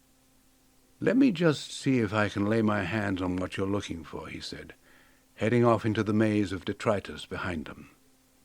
Mulder leaned against the table and gave Scully the once-over. Twice. "You said you weren't coming." "I wasn't planning on it," she said coolly, "particularly after spending half an hour in cold storage this morning. But I got a better look at the blood and tissue samples I took from the fireman." Mulder straightened. "What did you find?" Scully lowered her voice. "Something I couldn't show to anyone else. Not without more information. Not without causing the kind of attention I'd just as soon avoid right now." She took a deep breath and said, "The virus those men were infected with contains a protein code I've never seen before. What it did to them, it did extremely fast. And unlike the AIDS virus or any other aggressive strain, it survives very nicely outside the body." Mulder's voice was a near whisper. "How was it contracted?" "That I don't know. But if it's through simple contact, or blood to blood, and if it doesn't respond to conventional treatments, it could be a serious health threat." Mulder started to reply excitedly, but at that moment the field agent reappeared. In his hand he carried a wooden tray holding several cork-topped glass vials. "Like I said, these are fossils," he announced, setting the tray down. "And they weren't near the blast center, so they aren't going to help you much." "May I?" Scully waited for the field agent's nod, then picked up the tray. One by one she held the vials up to the light. They held bone fragments, the shattered remains of tibia and jaws and teeth. She selected one vial and stepped over to the chair beside a microscope, sat, and very carefully tapped out a tiny fragment onto the viewing bed. She leaned forward, adjusting the focus until the fossilized sliver came into view. Almost immediately she looked back up at Mulder. He took in her expression and quickly turned to the field agent. "You said you knew the location of the archaeological site where these were found?" The agent nodded agreeably. "Show you right on a map," he drawled. "Come on." Somerset, England. A man stood at the conservatory window of a mansion looking down as his grandchildren romped and raced, laughing breathlessly across an impeccably manicured lawn. This was one of the few things that gave him anything like peace: sunset and the sound of grandchildren laughing. "Sir?" Behind him came the voice of his valet. The well-manicured man continued to stare out of the window, smiling. "Sir, you have a call." He turned to see his valet holding open the conservatory door. For a moment the well-manicured man remained, gazing wistfully at the idyllic vista below. Finally he headed toward his study and picked up the telephone. "Yes," he said. "We have a situation. The members are assembling." The well-manicured man winced. He did not like surprises. "Is it an emergency?" "Yes. A meeting is set tonight in London. We must determine a course." The well-manicured man's face tightened. "Who called this meeting?" "Strughold." At the sound of this name, the well-manicured man nodded grimly. Without replying, the well-manicured man dropped the phone back into its cradle. As Strughold arrived, the well-manicured man asked the valet who had met his car that evening in Kensington. The other man indicated a long, dimly lit hallway. "They're waiting in the library, sir." He led the well-manicured man down the hall into the library. Inside, walnut paneling and discreet touches of brass and silver ornamented a large room where a group of men stood, staring at the steely blue eye of a TV monitor. A poor-quality black-and-white video was playing, dark forms moving jerkily across a darker background dotted with electrical snow. As he entered, the men turned expectantly. The well-manicured man surveyed the group before joining them, a dozen men of his own age and rank, faces no one would recognize, though a word from one of them might bring a government crashing to its knees, men who remained in the shadows. In the center of the group stood a small, lean man with close-cropped hair, at once elegant and imposing. His gaze met the newcomers. "We've watched surveillance tapes which have raised more concerns." "More concerns than what?" he asked, frowning. "We've been forced to reassess our role in colonization." Strughold's tone was even. He might have been discussing a minor unpleasantness on the trading floor. "Some new facts of biology have presented themselves." "The virus has mutated," another voice broke in, more urgently. The well-manicured man looked taken aback. "On its own?" "We don't know." The cigarette-smoking man withdrew his lighter. "So far, there's only the isolated case in Dallas." "Its effect on the host has changed," said Strughold. "The virus no longer just invades the brain as a controlling organism. It's developed a way to modify the host body." The well-manicured man's mouth grew taut. "Into what?" "A new extraterrestrial biological entity." A moment while the men took this in. The well-manicured man stared at Strughold in disbelief. "My God!" Strughold nodded. "The geometry of mass infection presents certain conceptual re-evaluations for us about our place in their colonization." "This isn't about colonization," the well-manicured man exploded. "It's spontaneous repopulation. All our work—" His voice trailed off, and he turned to gaze at the men around him. "If it's true, then they've been using us all along. We've been laboring under a lie." "It could be an isolated case," one of the others offered. "How can we know?" Strughold's voice rang out calmly as others joined in. "We're going to tell them what we have found, what we've learned, by turning over a body infected with the gestating organism." "In hope of what? Learning that it's true?" The well-manicured man stared furiously at Strughold. "That we are nothing more than digestives for the creation of a new race of alien life forms?" "Let me remind you who is the new race and who is the old," Strughold responded coolly. "What would be gained by withholding anything from them, by pretending ignorance? If this signals that colonization has already begun, then our knowledge may forestall it." "And if it doesn't?" retorted the well-manicured man. "By cooperating now, we are but beggars to our own demise. Our ignorance lay in cooperating with the colonists at all." Strughold shrugged. "Cooperation is our only chance of saving ourselves." Beside him, the cigarette-smoking man nodded. "They still need us to carry out their preparations."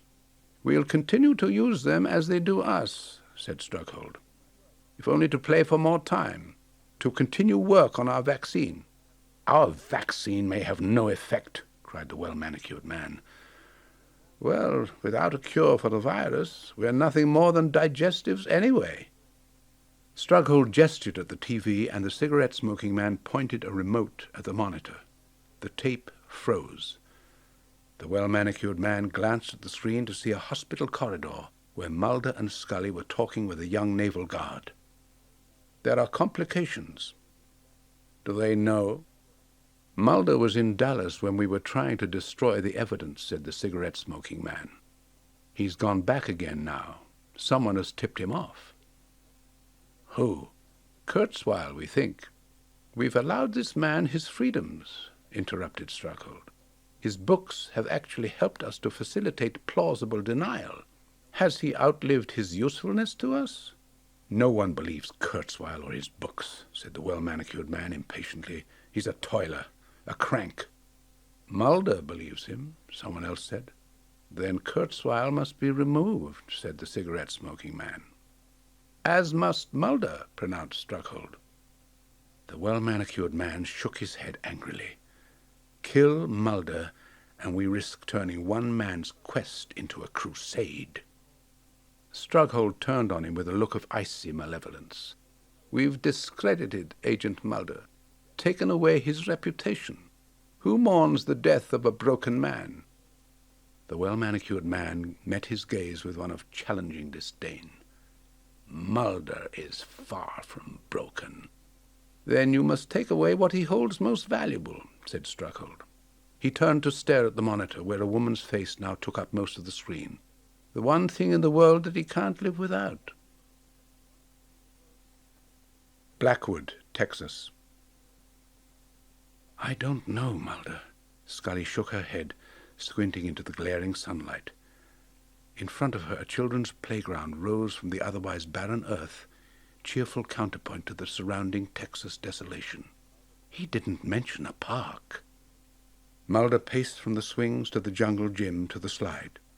Everything brand spanking new, plastic and painted metal in bright primary colors, blue, red, purple, yellow. The grass underfoot seemed newly minted as well. Thick green grass that breathed a sweet, cool scent wherever he stepped.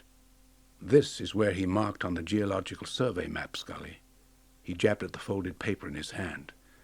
"Where he said those fossils were unearthed. You're sure the fossils you looked at showed the same signs of deterioration you saw in the fireman's body at the morgue?" Scully nodded. The bone was porous, as if the virus or causative microbe were decomposing it. "And you've never seen anything like that?" "No." Mulder suddenly stooped and ran his hand lightly over the tips of bright green there. "This look like new grass to you?" he asked. Scully tipped her head. "It looks pretty green for this climate." Mulder knelt and dug his fingers into the thick carpet of turf. After a minute, he lifted up a corner of a new square of grass, revealing white root mass with chocolate-brown earth clinging to it. Under this, the hard-baked surface of Texas dirt could be seen, brick red and tough as sandstone. "Ground's dry about an inch down," Mulder announced. "Somebody just laid this down. Very recently, I'd say." Scully turned in a slow circle, looking at the brightly painted swings and seesaws. "All the equipment is brand new, but there's no irrigation system. Somebody's covering their tracks." From behind them came a sound well known from childhood, the whizzing of bikes on blacktop. Scully and Mulder turned, gazing back at the cul-de-sac where their rental car was parked near the development. 4 boys were riding there. When Mulder whistled loudly at them, they stopped, puzzled, and stared blankly at him across the distance. "Hey!" called Mulder. They said nothing, only stared and shielded their eyes from the sun as the 2 grown-ups approached. "Do you live around here?" asked Scully. The boys exchanged looks. Finally, one of them shrugged and said, "Yeah." Mulder stopped and regarded them. Pretty standard-issue Middle America boys in buzz cuts and T-shirts. 2 of them straddled brand-new BMX bikes. "You see anybody digging around here?" The boys remained silent until one of them replied sullenly, "Not supposed to talk about it." "You're not supposed to talk about it?" Scully prodded him gently. "Who told you that?" The 3rd boy piped up, "Nobody." Nobody, huh? The same nobody who put this park in? All that nice new equipment? Mulder gestured at the swing sets, then looked sternly down into the boys' guilty faces. They buy you those bikes, too? The boys shifted uncomfortably. I think you'd better tell us, said Scully. We don't even know you, the first boy sniffed. Well, we're FBI agents. The boy looked at Scully disdainfully. You're not FBI agents. Mulder suppressed a smile. How do you know? You look like door-to-door salesmen. Mulder and Scully pulled out their badges. The boys' mouths dropped. They all left 20 minutes ago, one of the boys said quickly. Going that way. They all pointed in the same direction. Thanks, guys, Mulder called. He pulled Scully after him and hurried toward the car. The boys stood silent and watched as their rental car spun out onto the highway, red dust billowing behind it like smoke.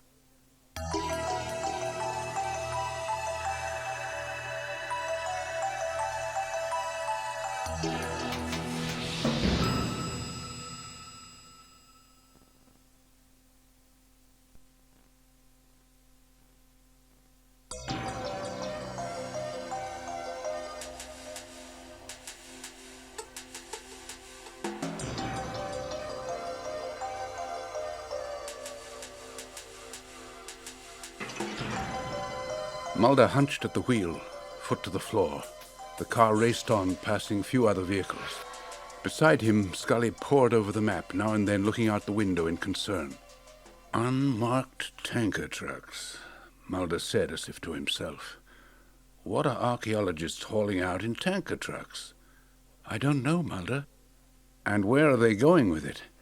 That's the first question to answer if we're going to find them.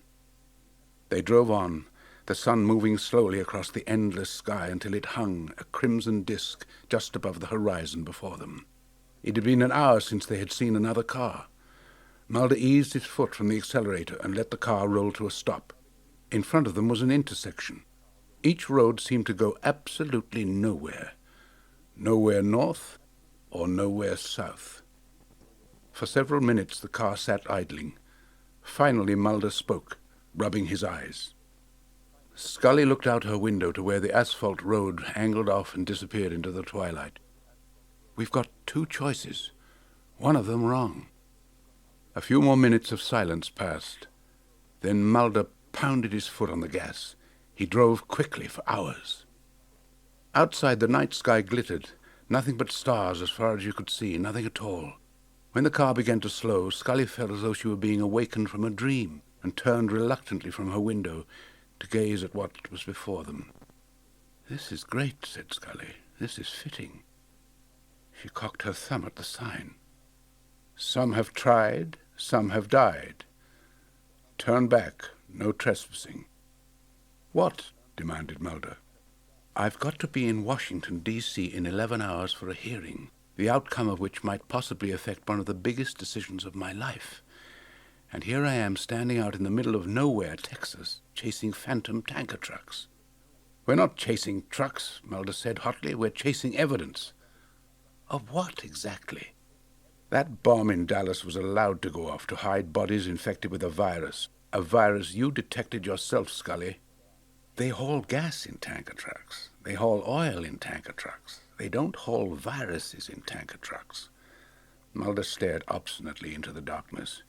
Yeah, well, they may in this one. What do you mean by that? For the first time, Scully stared directly at him, her face clouded with anger and a growing suspicion. What are you not telling me here? This virus, he turned away from her, afraid to go on. Mulder, it may be extraterrestrial.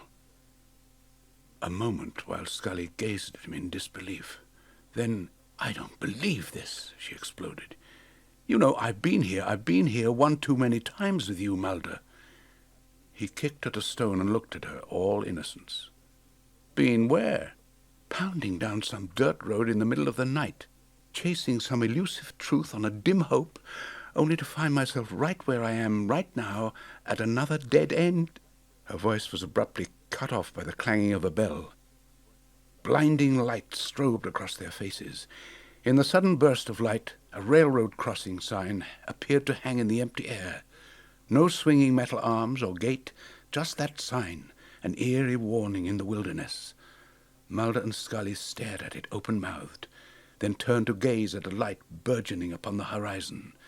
As they watched, it grew larger and larger until it resolved into the headlamp of a train speeding toward them. Wordlessly they backed to their car, but stopped as the train rushed past, and saw then what they had been chasing through the wasteland. 2 unmarked white tanker trucks, loaded piggyback on the flatbed cars. In seconds it was gone, swallowed by the night. The railroad crossing sign faded into the darkness, and silence once again overtook the prairie.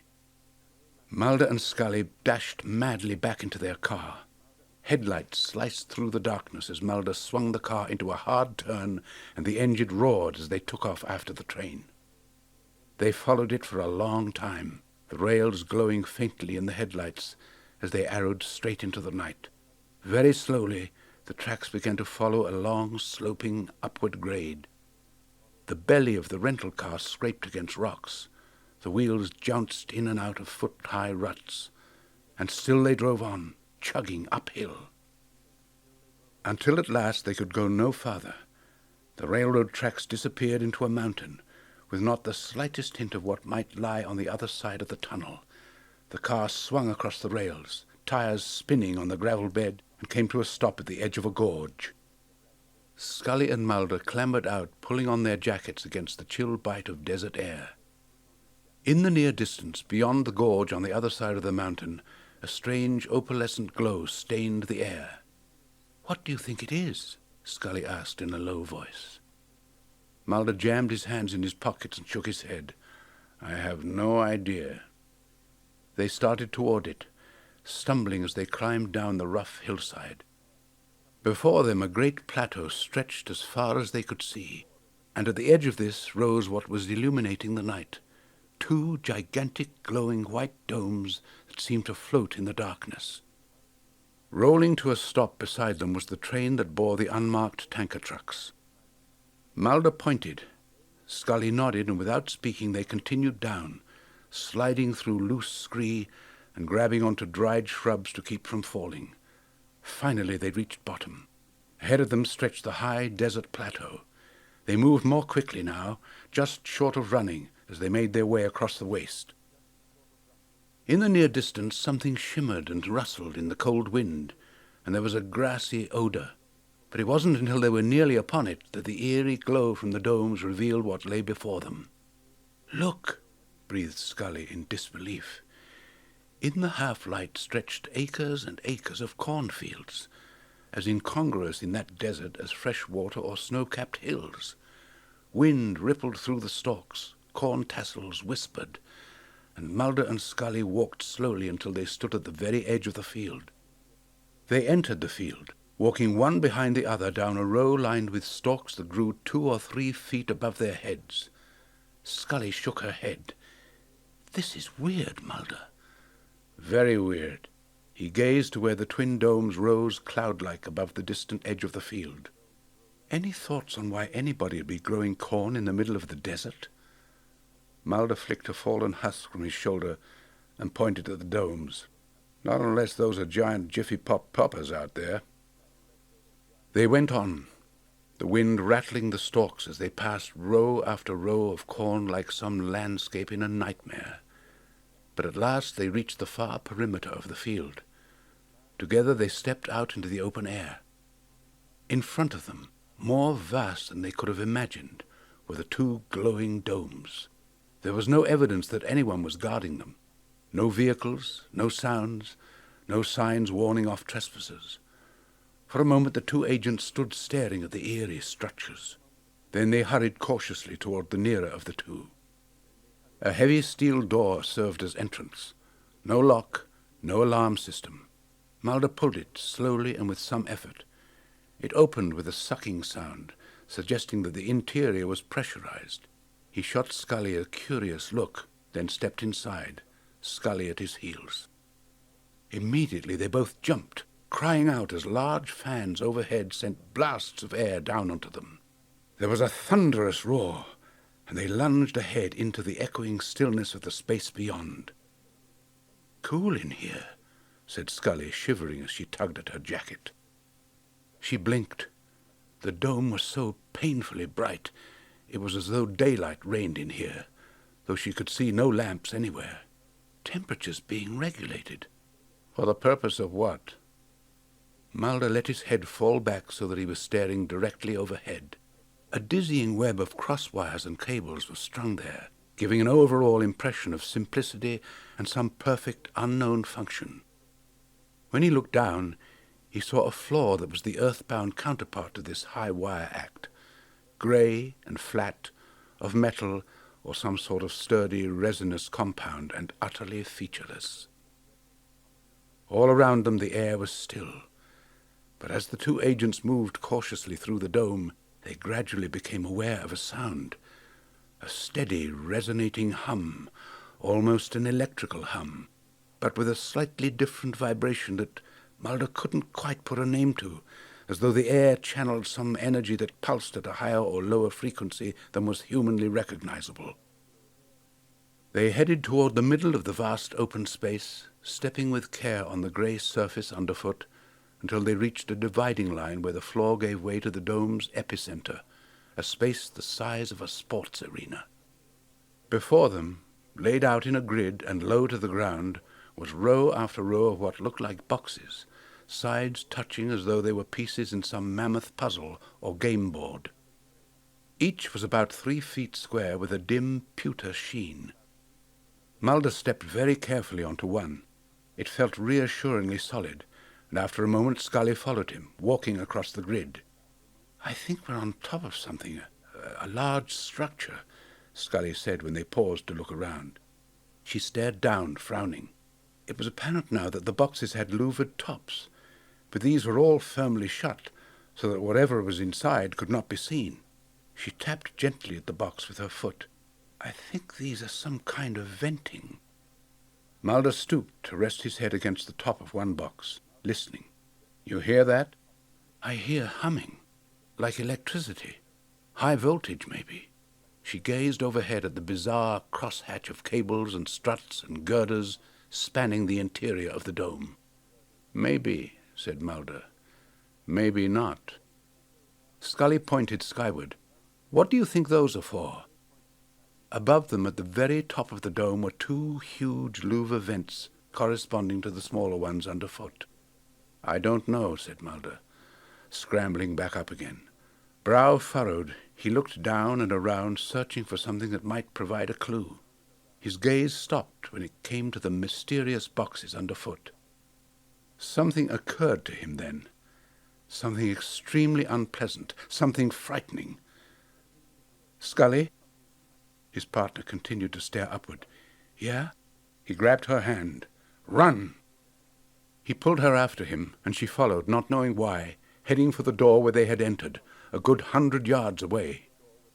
She hesitated and looked back at the grey ranks of louvered boxes on the floor, and saw what they were hiding.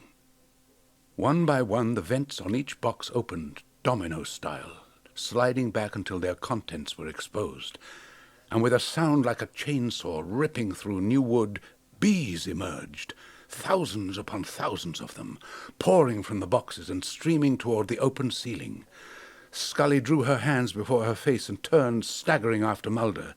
He pulled his jacket up around his head, and she did the same, clumsily stumbling as the insects streamed around her.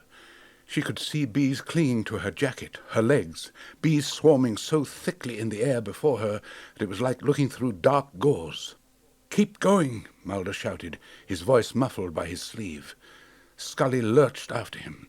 The entrance was only a few yards away now, but she was falling behind, losing her bearings as the frantically humming swarm descended around her. Mulder looked as though he was swimming through the cloud of insects, arms flailing, head down. He was nearing the entryway when he turned to see Scully flagging behind him. Bees covered her like a softly rippling pelt. She moved as in slow motion, dazed and terrified. "Scully!" She couldn't even lift her head to acknowledge him. Mulder took a deep breath, then raced back to her side. His hand shot out and grabbed her coat. heedless of the bees crawling there. Then he dragged her after him to where the door fans blasted away the insects stubbornly clinging to her body. He kicked the door open and shoved her out ahead of him. As they went outside, he asked her if she'd got stung. "I don't think so," she said. The night came as a shock after the false daylight of the dome. But before they could catch their breath, something else came through the darkness.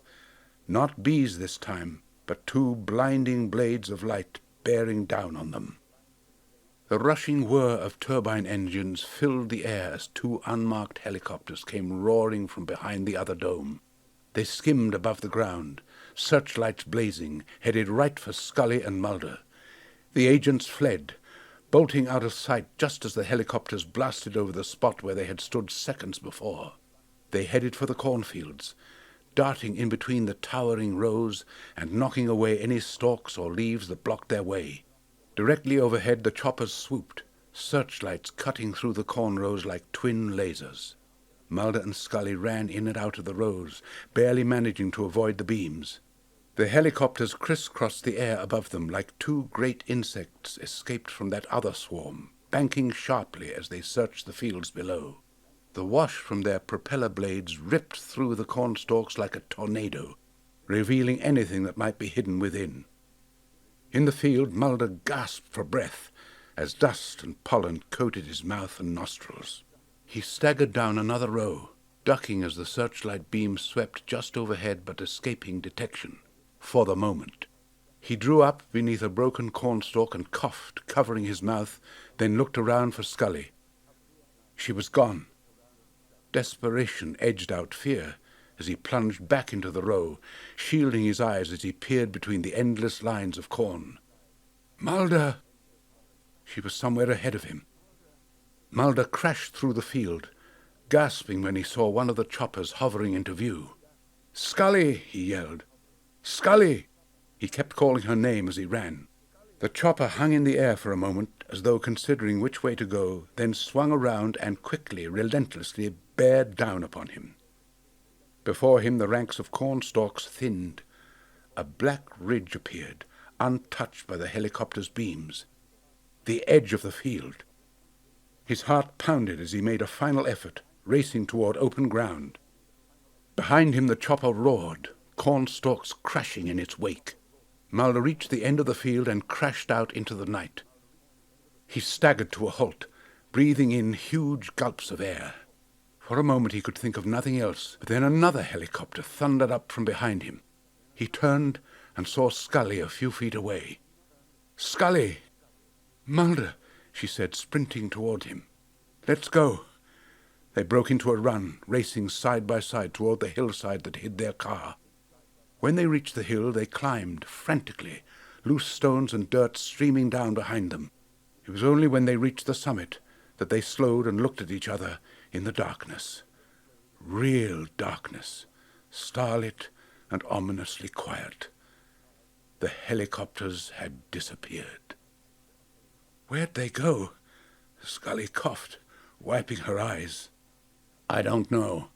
Mulder stood for a moment, surveying the plateau below them, the weirdly glowing domes and acres of ravaged corn.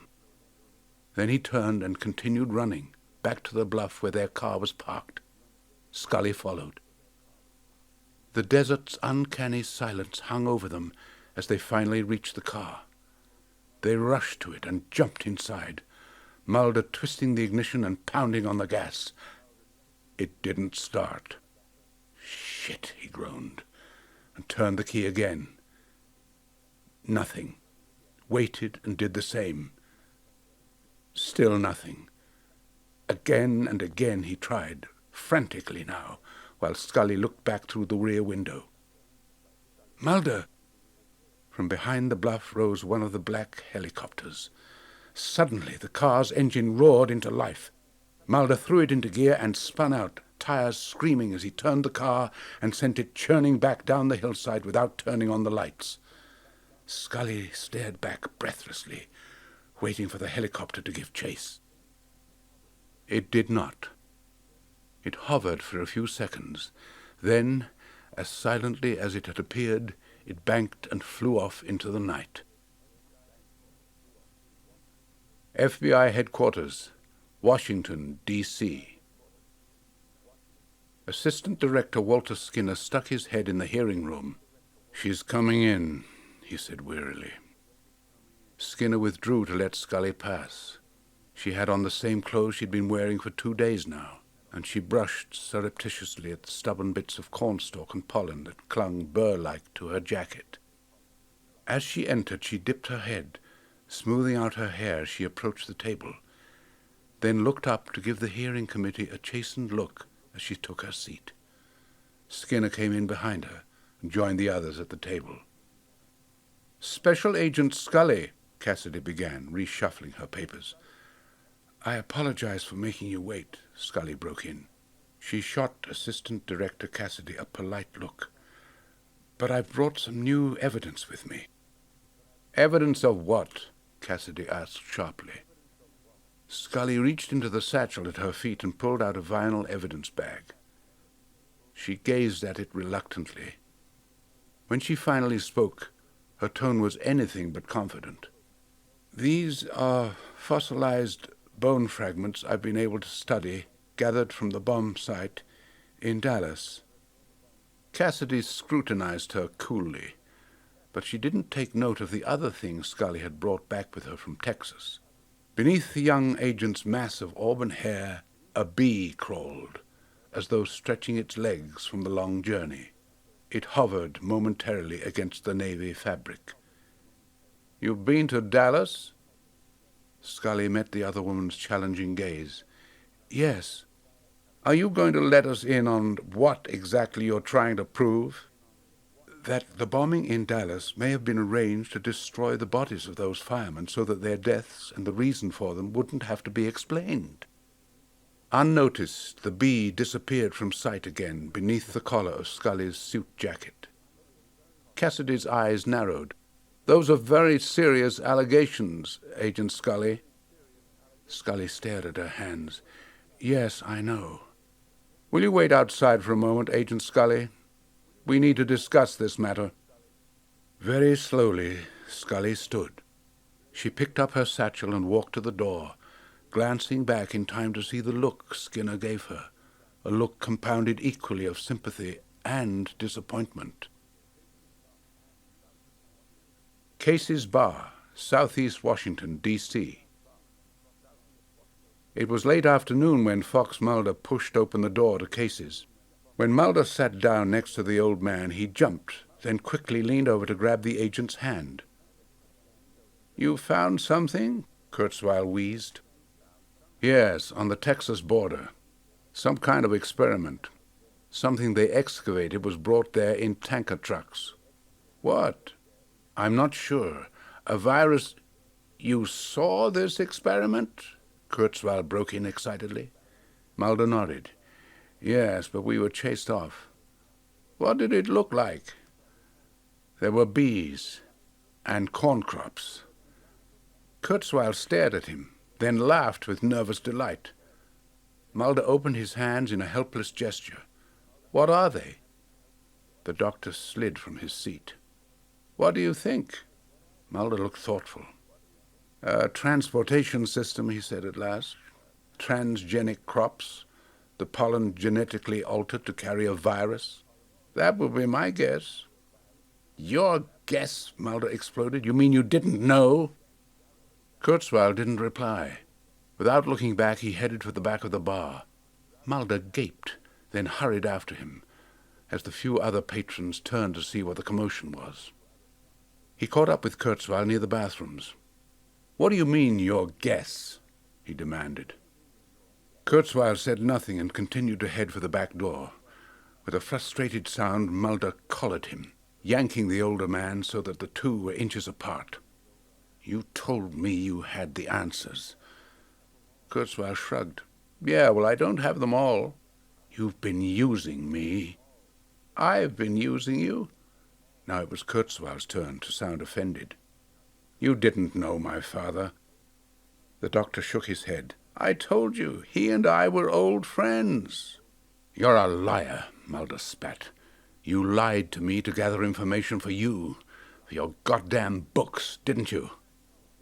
He shoved the older man against the bathroom door. "Didn't you?" Suddenly the door swung open.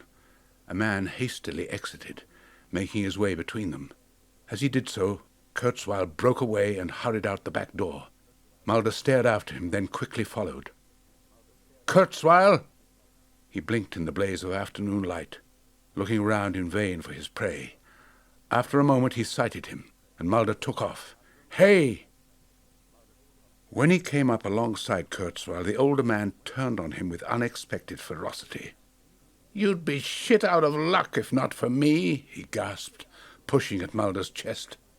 "You saw what you saw because I led you to it. I'm putting my ass on the line for you." "Your ass," Mulder's voice crackled with disdain. "I just got chased across Texas by 2 black helicopters. And why do you think it is that you're standing here talking to me? These people don't make mistakes, Agent Mulder." Kurzweil spun on his heel and strode off. Mulder gazed at him, dumbfounded by the logic of this, when his attention was abruptly shaken by a noise above him. He whirled and looked up to see a figure straddling a fire escape.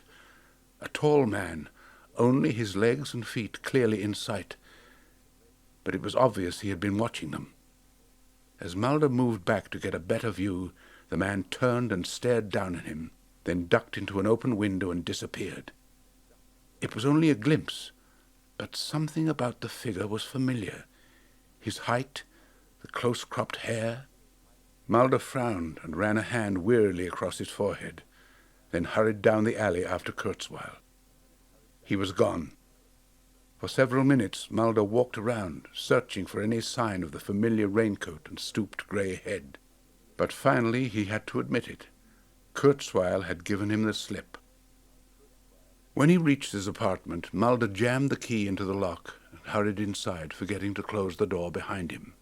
He tossed his jacket on the couch and crossed quickly to his desk, yanking open one drawer after another until at last he discovered what he wanted. A stack of photo albums.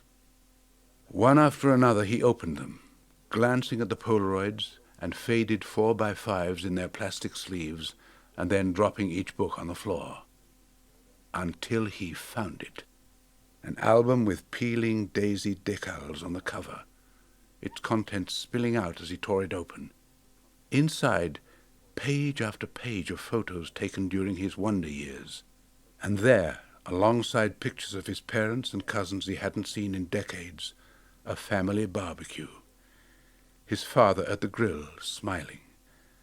At his side, a tall man with dark hair, lean-faced, smiling as well. Not stooped at all, and younger, oh, much younger.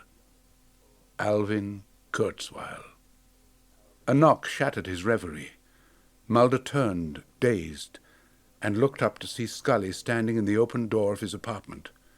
Her eyes met his. "What?" He got to his feet, scattering photos around him. "Scully, what's wrong?" "Salt Lake City, Utah," she said softly. "Transfer effective immediately." He shook his head, refusing to hear her. "I already gave Skinner my letter of resignation," she added brokenly. Mulder stared at her. "You can't quit, Scully." "I can, Mulder. I debated whether or not to even tell you in person because I knew—" He took a step toward her and then stopped, gesturing at the photos at his feet. "We're close to something here," he said, his voice rising desperately. "We're on the verge." "You're on the verge, Mulder." She blinked and looked away. "Please, please don't do this to me." He continued to gaze at her, not believing she was here, not believing this could be it. "After what you saw last night," he said at last, "after all you've seen, Scully, you can't just walk away." "I have. I did. It's done. I'm contacting the State Board Monday to file my medical reinstatement papers." "But I need you on this, Scully," he said urgently. "You don't, Mulder. You've never needed me. I've only held you back."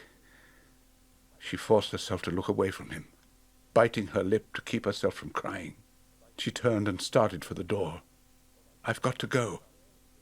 He caught her before she reached the elevator, running to keep up with her. "You're wrong," he cried. Scully turned on him. "Why was I assigned to you?" she asked fiercely. "To debunk your work, to rein you in, to shut you down." He shook his head. "No, you've saved me, Scully." He put his hands lightly on her shoulders and gazed down into her open blue eyes. "As difficult and frustrating as it's been sometimes, your goddamn strict rationalism and science have saved me 100 times, 1,000 times. You've kept me honest and made me whole. I owe you so much, Scully, and you owe me nothing." He dipped his head, a knot in his throat, as he went on in a voice barely above a whisper. "I don't want to do this without you. I don't know if I can. And if I quit now, they win." He gazed down at her, and she stared back at him, silent, her blue eyes dark in the half-light. She moved very slightly away from him, not breaking his gaze, her own registering respect and sorrow. His hands remained barely touching her arms as she lifted herself on tiptoe and kissed his forehead. He did not move away, did not for a moment respond. Their eyes met and linked. A sudden, inexplicable tension flared. And then his hands tightened on her. His head dipped as he drew her toward him, his fingers moving upward to trace the long line of her neck, her skin warm beneath the thick mane of auburn hair, her cheek. For only an instant she hesitated, then reached for him. She could feel his mouth grazing hers when... Ouch! Scully pulled away from Mulder, rubbing her neck where his hand had been. "I'm sorry." Mulder stared at her, worried he had done something wrong. Scully's voice was thick. "I think something stung me." She withdrew her hand as Mulder moved around her, running his fingers quickly across her neck. He shook his head. "It must have gotten in your shirt." He gasped as Scully slumped forward as he hastily caught her in his arms. Her head lolled drunkenly as Mulder whispered, frightened, "Scully." She stared up at him through slit eyes and opened her hand. In the palm lay a bumblebee, legs feebly twitching. "Something's wrong," she murmured, barely coherent. "I'm having lancinating pain. My chest, my motor functions are being affected. I'm..." Frantically, as gently as he could, Mulder lowered her until she lay upon the floor. She felt limp and helpless as a sleeping child, her head rolling to one side. She continued to speak, her voice growing fainter and fainter, eyes no longer focusing. "I've got no allergy," she whispered. "Something... this... Mulder, I think you should call an ambulance." He stumbled to his feet and raced for the phone, punching in 911. "This is Special Agent Fox Mulder. I have an emergency. I have an agent down." Scant minutes passed before he heard sirens wailing outside. He ignored the elevator and ran downstairs, holding the door open as 2 paramedics rushed past him, carrying a folded gurney. He followed them, giving them a broken version of all that had occurred. When they reached Scully, they bundled her onto the gurney, and Mulder went with them back into the corridor. He rode with them down the elevator and ran outside to where the EMT van waited, lights flashing. The paramedics banged out the front door, stutter-stepping the gurney down the front walk. Mulder ran after them. The paramedics quickly moved into the van. Before Mulder could climb aboard and join Scully, they swung the doors closed. "Hey, what hospital are you taking her to?" he said as the doors were closing. He ran to the driver's side of the van, waving frantically. Mulder knocked on the window. "What hospital are you taking her to?" He got his first look at the driver, a tall man in a light blue EMT uniform, his hair close cropped. He stared coldly out at Mulder. In a split second it all fell together. It was the uniform that triggered his memory, the tall man on the fire escape, sliding into an open window, the tall man in a vendor's uniform exiting the snack room where the bomb had been, and now the driver of the van. It was the same man. His hand was raised, aiming a handgun directly at Mulder. The next instant, a blast echoed through the night. Mulder fell backward, clutching his head as the ambulance shrieked away. He lay bleeding in the street, and his neighbors watched, horrified, as a second ambulance roared up, skidding to a halt to let two other paramedics leap out and rush to the fallen man's side. National Airport, Washington, D.C. An hour later, an unmarked auxiliary truck sat on the runway overlooking Haines Point, its engine idling. In the distance, a private Gulfstream jet emerged from an unmarked hangar and taxied slowly down the tarmac. At the sight of the Gulfstream, two men in black fatigues hopped down from the truck's cab and swiftly moved to the rear of the vehicle. They opened the doors and carefully, deftly removed a large, translucent container, a cryobubble. A thin layer of frost coated its interior, and behind this, dimly seen as though through fog, lay Scully. Her body strapped in, her limbs and torso so still she might have been dead, save that as the men carried the container from the truck, her eyes moved ever so slightly, blinking. The Gulfstream turned and rolled toward the truck, nosing through the darkness. When it was perhaps 20 feet from the waiting truck, it halted. The men moved even more quickly then, bearing the container and its human cargo to the jet. As they did, a door on the plane opened.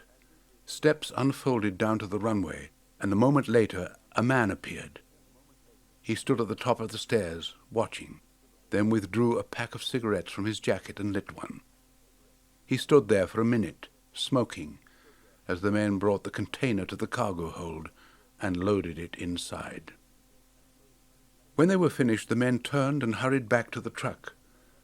The cigarette-smoking man dropped his cigarette onto the tarmac and reboarded the aircraft. The steps retracted, the plane swung around and headed for the central runway. 10 minutes later, its lights could be seen arcing through the night as it arrowed above the city.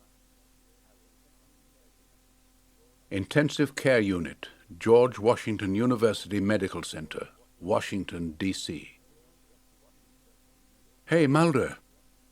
He opened his eyes. Above him, ringed by hospital lights and banks of monitoring equipment, 3 faces were framed by the ceiling. "Oh, God," Mulder moaned. Langley shook his head, his long hair falling in his face.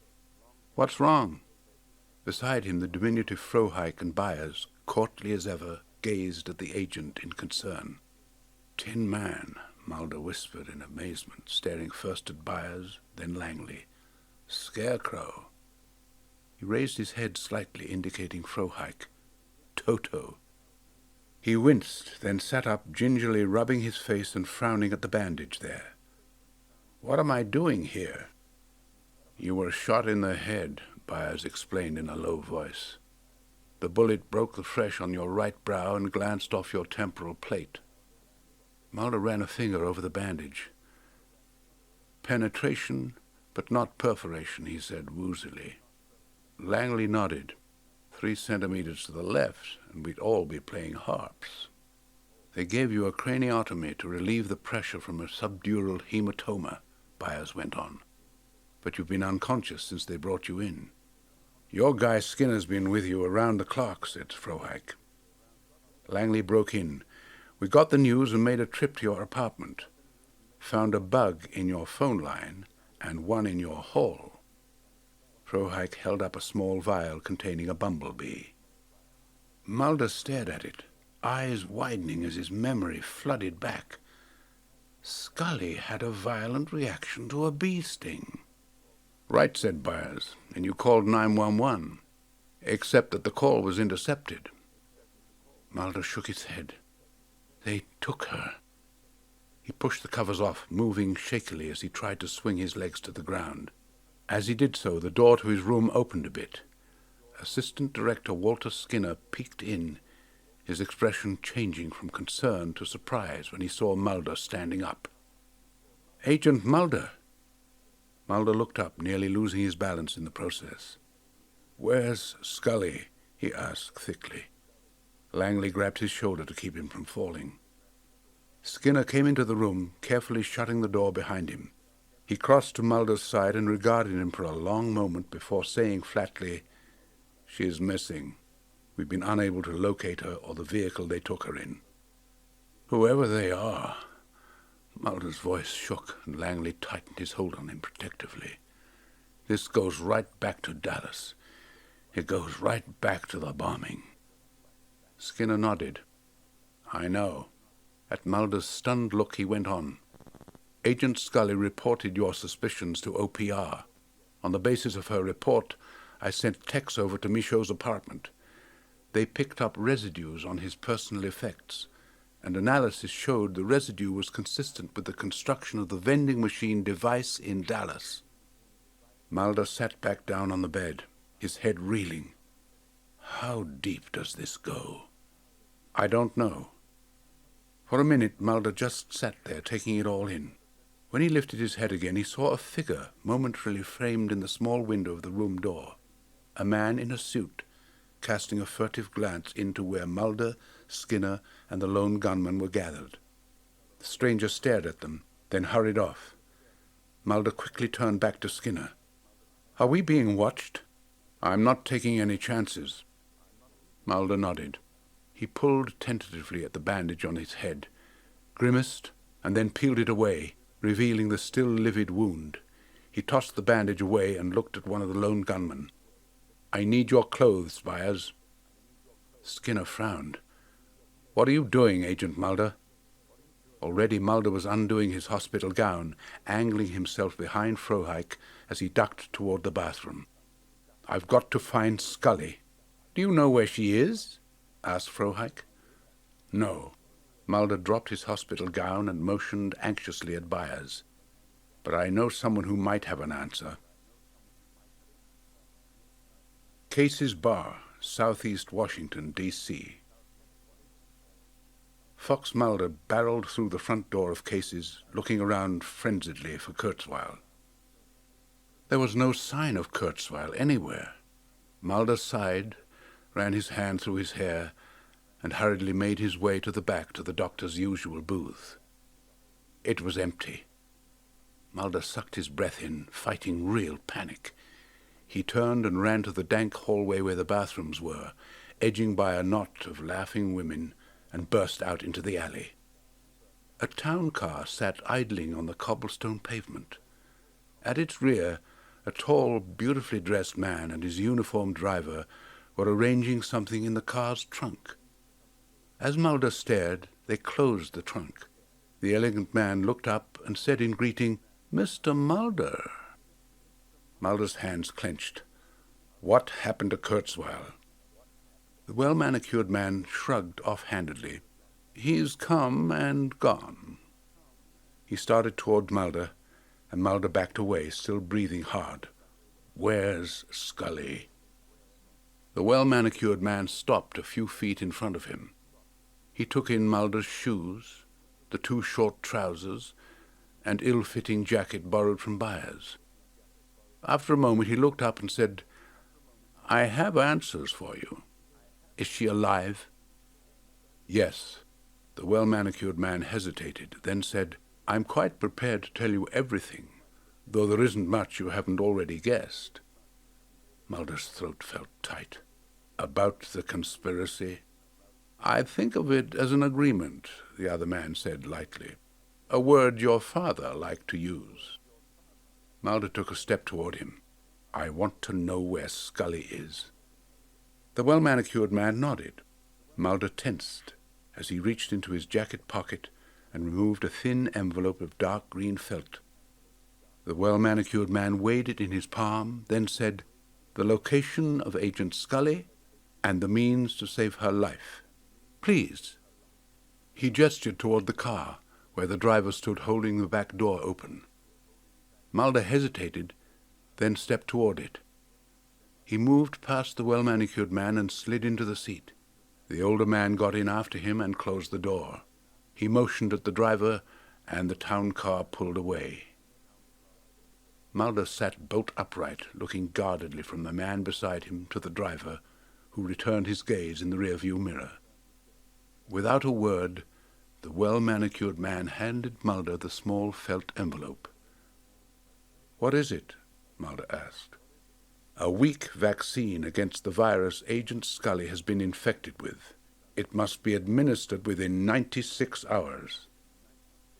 Mulder stared at him, then at the felt envelope in his hand. "You're lying." "No." The well-manicured man stared broodingly out the tinted window. "Though I have no way to prove otherwise. The virus is extraterrestrial. We know very little about it except that it is the original inhabitant of this planet." Mulder looked dubious. A virus? A simple, unstoppable life form. What is a virus but a colonizing force that cannot be defeated, living in a cave underground until it mutates and attacks? "This is what you've been trying to conceal?" Mulder no longer tried to keep the contempt from his voice. "A disease?" "No," exploded the well-manicured man. "For God's sake, you've got it all backwards. AIDS, the Ebola virus, on an evolutionary scale, they are newborns. This virus walked the planet long before the dinosaurs." Mulder scowled. "What do you mean, walked?" "You're aliens, Agent Mulder. You're little green men. They arrived here millions of years ago. Those that didn't leave have been lying dormant underground since the last ice age in the form of an evolved pathogen, just waiting to be reconstituted when the alien race returns to colonize the planet, and using us as hosts. Against this we have no defense, nothing but a weak vaccine." He paused and stared pointedly at Mulder, who finally looked shaken. "Do you see why it was kept secret, Agent Mulder? Why even the best men like your father, could not let the truth be known? Until Dallas, we believed the virus would simply control us, that mass infection would make us a slave race. That's why you bombed the building," Mulder said slowly. "The infected fireman, the boy." The well-manicured man nodded grimly. "Imagine our surprise when they began to gestate. My group has been working cooperatively with the alien colonists, facilitating programs like the one you saw, to gain access to the virus, in hope that we might secretly develop a cure. To save yourselves," broke in Mulder. The well-manicured man shrugged. "When war is futile, victory consists of merely staying alive. Survival is the ultimate ideology." He hesitated, then gave Mulder a cool smile. "Your father wisely refused to believe this." "My father sacrificed my sister," cried Mulder angrily. "He let them take Samantha?" "No." For a moment the well-manicured man looked almost sorrowful. Without a vaccination, the only true survivors of the viral holocaust would be those immune to it, human alien clones. He allowed your sister to be abducted, to be taken to a cloning program, for one reason. "So she'd survive," Mulder breathed in sudden understanding, "as a genetic hybrid."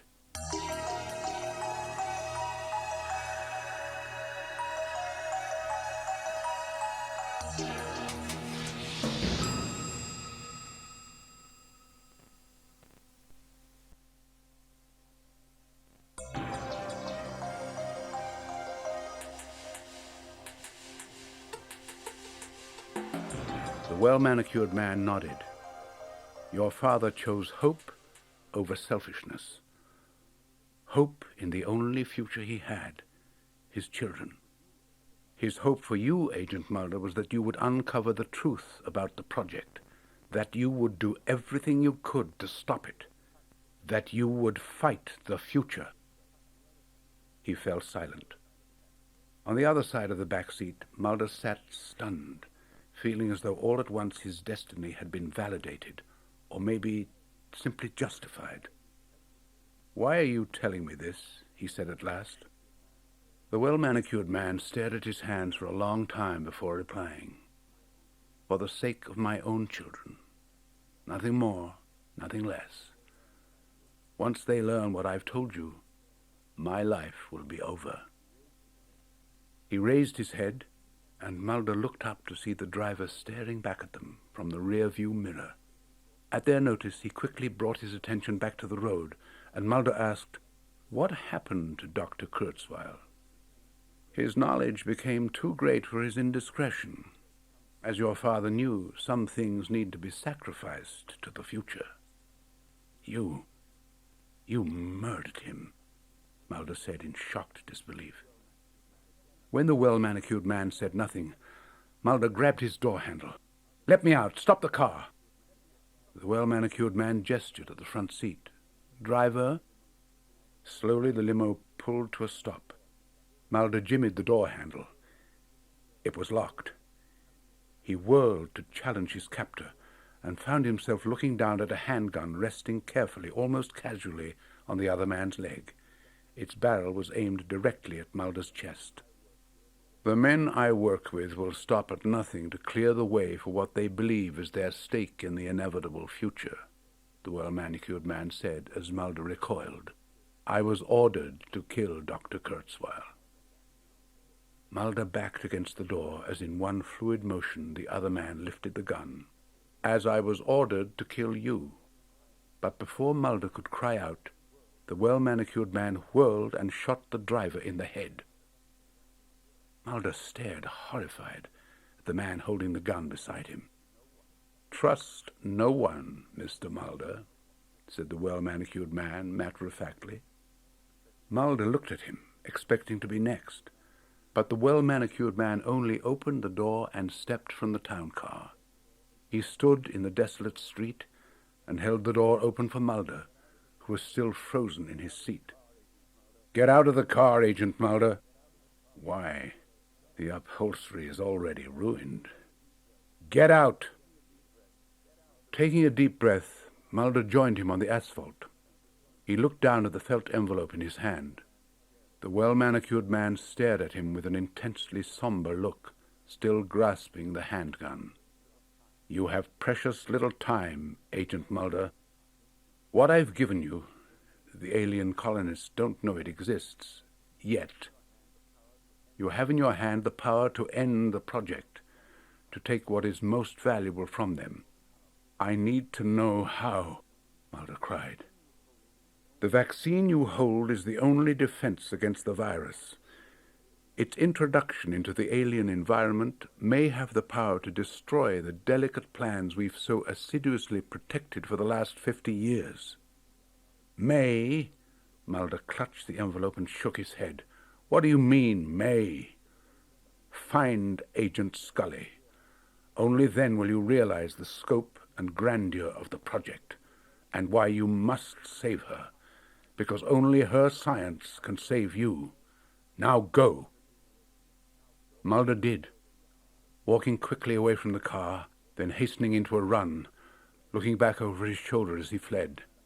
Behind him, the well-manicured man stood watching him for a moment, then turned and got back into the car.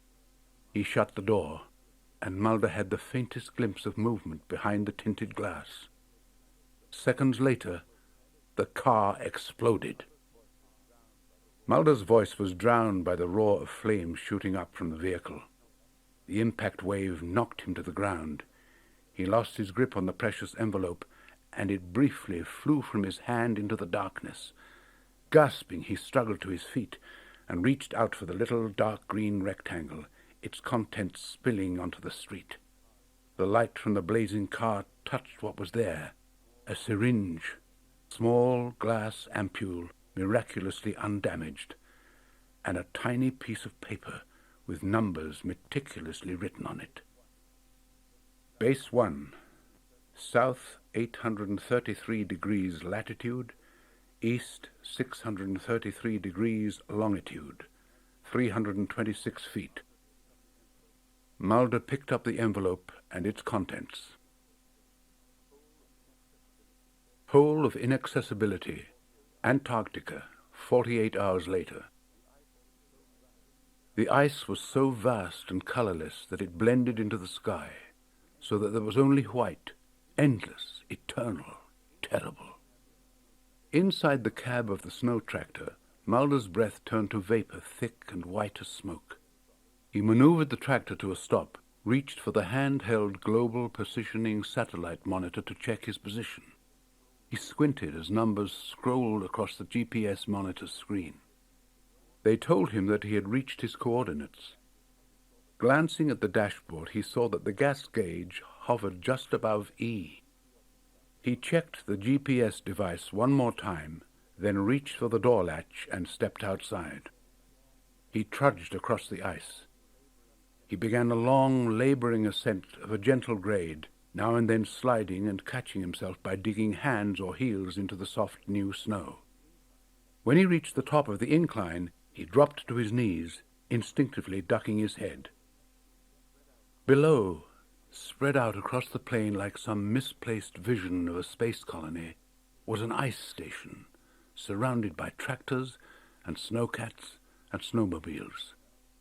Mulder pulled a pair of compact, high-powered binoculars from his parka and scanned the domes and support vehicles, looking for signs of life.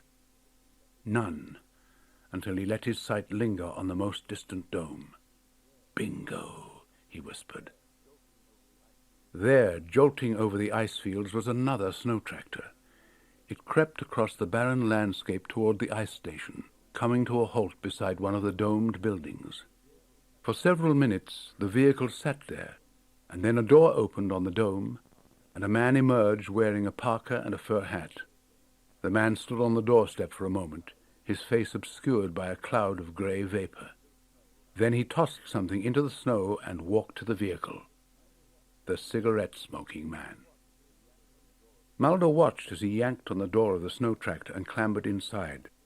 The vehicle reversed, driving over its tracks in the snow, then slowly crawled off toward the far horizon. Mulder drew the binoculars back from his eyes. He was breathing even harder now, more excitement than exertion, and had to force himself to sit for several minutes to calm himself for what was ahead.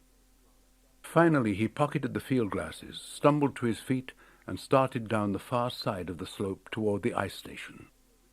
He moved cautiously and with effort, carefully weighing each step before setting foot on the ice crust before him. When he reached the bottom of the slope, he glanced furtively behind him, still unable to shake the fear of being followed, then turned and went on.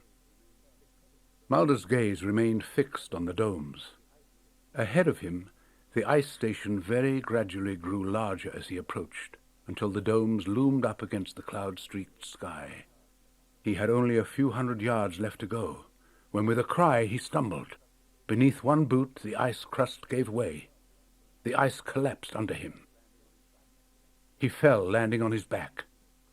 The surface beneath him was cold and hard and smooth. He lay there for a moment, grunting as he caught his breath and trying to determine if he'd broken anything. Pain shot through one arm, and the gun wound at his temple throbbed, but after a minute had passed, he rolled over, wincing, and began figuring out where the hell he was. He had fallen on some hard, narrow, metallic structure, like a catwalk or steel floor. Its dull black hue was in stark contrast to the dead white of the ice that encased it. There were vents in the floor through which air blew. Warm air only by the relative standards of the Antarctic. But when Mulder lifted his head to gaze upward, he saw what had happened. The air had caused a bubble, an air pocket, to form beneath the ice. Above him the ceiling had been carved into patterns, corresponding to the vents below.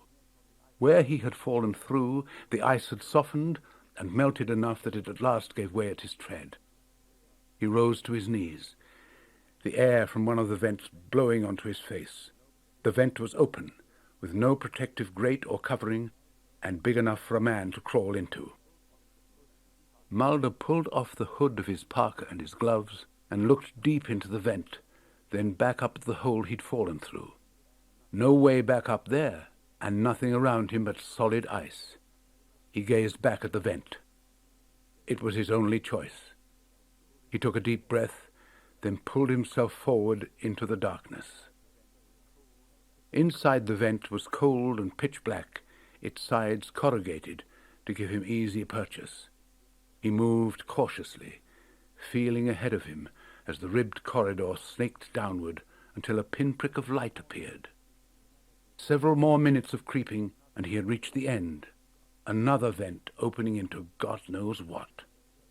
He squeezed through head first, grabbing at a small ledge that projected beneath him, and with difficulty maneuvered his legs until he could swing himself down and then onto the ground. Mulder blinked and shoved his gloved hand into his pocket, fumbling until he withdrew a flashlight. It clicked on. He swept it up and down in front of him, revealing a terrifying landscape. He stood in the middle of an endless corridor carved into the ice. To the left and right, as far as he could see, were tall, glassy shapes, regularly spaced on both sides of the passageway, like ice coffins stood upright against the cavern walls. He trained the light on the corridor, marking where it curved off into the distance, turned and did the same in the other direction. Then he spun around and pointed it directly in front of him. Mulder reached to brush frost from the surface ice. He gasped at what he saw. There was a man frozen in the ice, naked, his eyes open and staring into some long-forgotten distance. His hair was long and dark and matted, his flattened features oddly inhuman, broad nose with flared nostrils, pronounced brow ridge, lips drawn back to show yellowing peg-like teeth. Drawing closer, he could see that the man's flesh had the same weird translucence as that of the fireman in the morgue. Mulder grimaced, then drew back in revulsion as he saw something inside the man, an embryonic creature with huge, oblique black eyes, frozen like its host. Mulder turned and quickly paced down the dim ice corridor. Where it ended, dim light seeped through several low, arched openings. Mulder dropped to his knees to peer through, and saw before him a brief passage that widened into a sort of balcony. He bellied down on his stomach and pulled himself through the arch, grunting as he scraped against ice and metal. When he reached the other end, he poked his head out onto the balcony and gazed up in wonder. All around him was space, sweeping to a domed ceiling almost inconceivably high above him. He looked down and fought a wave of vertigo. Wherever the bottom was, it was at least as far away as the top. Very carefully he pulled himself out until he crouched on the lip of the balcony, actually a ventilation port opening onto the empty center of the dome. All around him, circling the dome, were countless other ports, hundreds of them, thousands. Shakily he got to his feet, steadying himself against the wall behind him, and gazed down to the floor of the dome. There a large central theatre glowed with an eerie intensity different from the pale light that emanated elsewhere in the vast space, an icy, almost livid glow. Leading down to this central theatre were several enormous tubular spokes, one of them angled up past Mulder, perhaps an arm's length away. It took several minutes for all this to sink in. The scale was too immense, much huger than anything Mulder had ever seen, could even imagine seeing. But strangest and most terrifying of all was what he saw within that central space, row upon row of roughly man-sized pods, dark-colored, hanging in formation from long railings that extended into the darkness. He squinted, trying to figure out what they were and where the seemingly endless rows led, while hundreds of feet above Mulder, Another figure gazed in disbelief at what was before him. Within the heated cab of his snowcat, the cigarette-smoking man leaned forward to clear a spot on the foggy windshield. Behind him, the outlines of the ice station could barely be seen. Before him, a vague shape grew more distinct, until at last he could see it clearly. The snow tractor Mulder had abandoned on the ice. For a long moment, the cigarette-smoking man gazed at the tractor. Then, without a word, he turned his own vehicle, and as quickly as he could, he drove back to the base. Beneath the ice, Mulder continued to peer into the dimness, tracing the rows of frozen objects in an attempt to determine their origin. As he did so, he noticed that in the furthest recesses of the dome, the rows appeared to be moving. The objects suspended from the railing slid along slowly and rhythmically, one by one clicking into place as though part of some gargantuan machine. He blinked, trying to get a better view, and then saw what he had not noticed before. On the floor, hundreds of feet below him, and within the shadow of those moving rows, lay a discarded cryolitter. Its plastic top had been removed and lay discarded alongside it. Amidst the dull grey bulwarks and stark, commanding architecture of the dome, it looked surprisingly small and frail, the sole artifact made to human scale, and because of that, it unsettled Mulder more than almost anything else he had seen. His face grim, he tore his gaze away and once more stared at the long, tube-like structure that rose a few feet behind him. It had a small opening, just wide enough that a man might fit inside. Without stopping to think of the danger, Mulder slipped inside. It was tight, but he could fit. He began to climb down, struggling to see in the near darkness, hands and feet slipping as he tried to gain purchase. The tube felt slippery, almost oily to the touch, but there were small protuberances like rivets which he could steady himself on. He climbed down for what seemed like hours, fighting exhaustion, when without warning his hands slipped and he began to slide. He struggled futilely to stop, but continued until he reached the end of the tube and found himself striking a narrow ledge. He scrambled desperately, at last managing to hold on. His breath shuddering, he looked downward. As he did so, the binoculars slipped from his pocket and fell. He watched them fall, light glinting as they twisted and turned.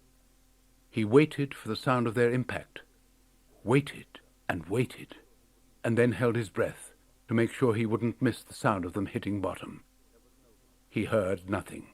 There was no bottom, or if there was, it was so far below him as to be the yawning chasm of a true abyss. He looked downward and saw an unimaginably black and bottomless pit. The sight terrified him. With every ounce of strength that remained, Mulder pulled himself along the ledge, his fingers digging into the slick material, until finally he managed to lift himself up and then over onto the inner side. He took a deep breath, then got to his feet. He was in a sort of corridor, darker and warmer than the one he had left, its walls glistening faintly. He pulled out his flashlight and trained its beam on the tunnel. He walked carefully, following the faint beam of light until he saw before him the cryolitter.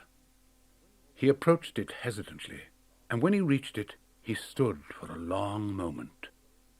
Inside were Scully's clothes and the little gold cross she always wore around her neck. He stooped and picked up the cross, pocketed it, and went on. It was as though he were inside some hellish abattoir. Throughout the entire length of the corridor, a metal rack was suspended from the ceiling. Hanging from the rack were the pods, the objects he had seen on the upper level, but here it was warm enough that they were not completely frozen. He walked along slowly, his flashlight tracing the outlines of what each cryopod held. A human body, barely visible behind a very thin sheath of green ice. But the faces that stared out from these pods were not the crude proto-human visages of the things he had seen above.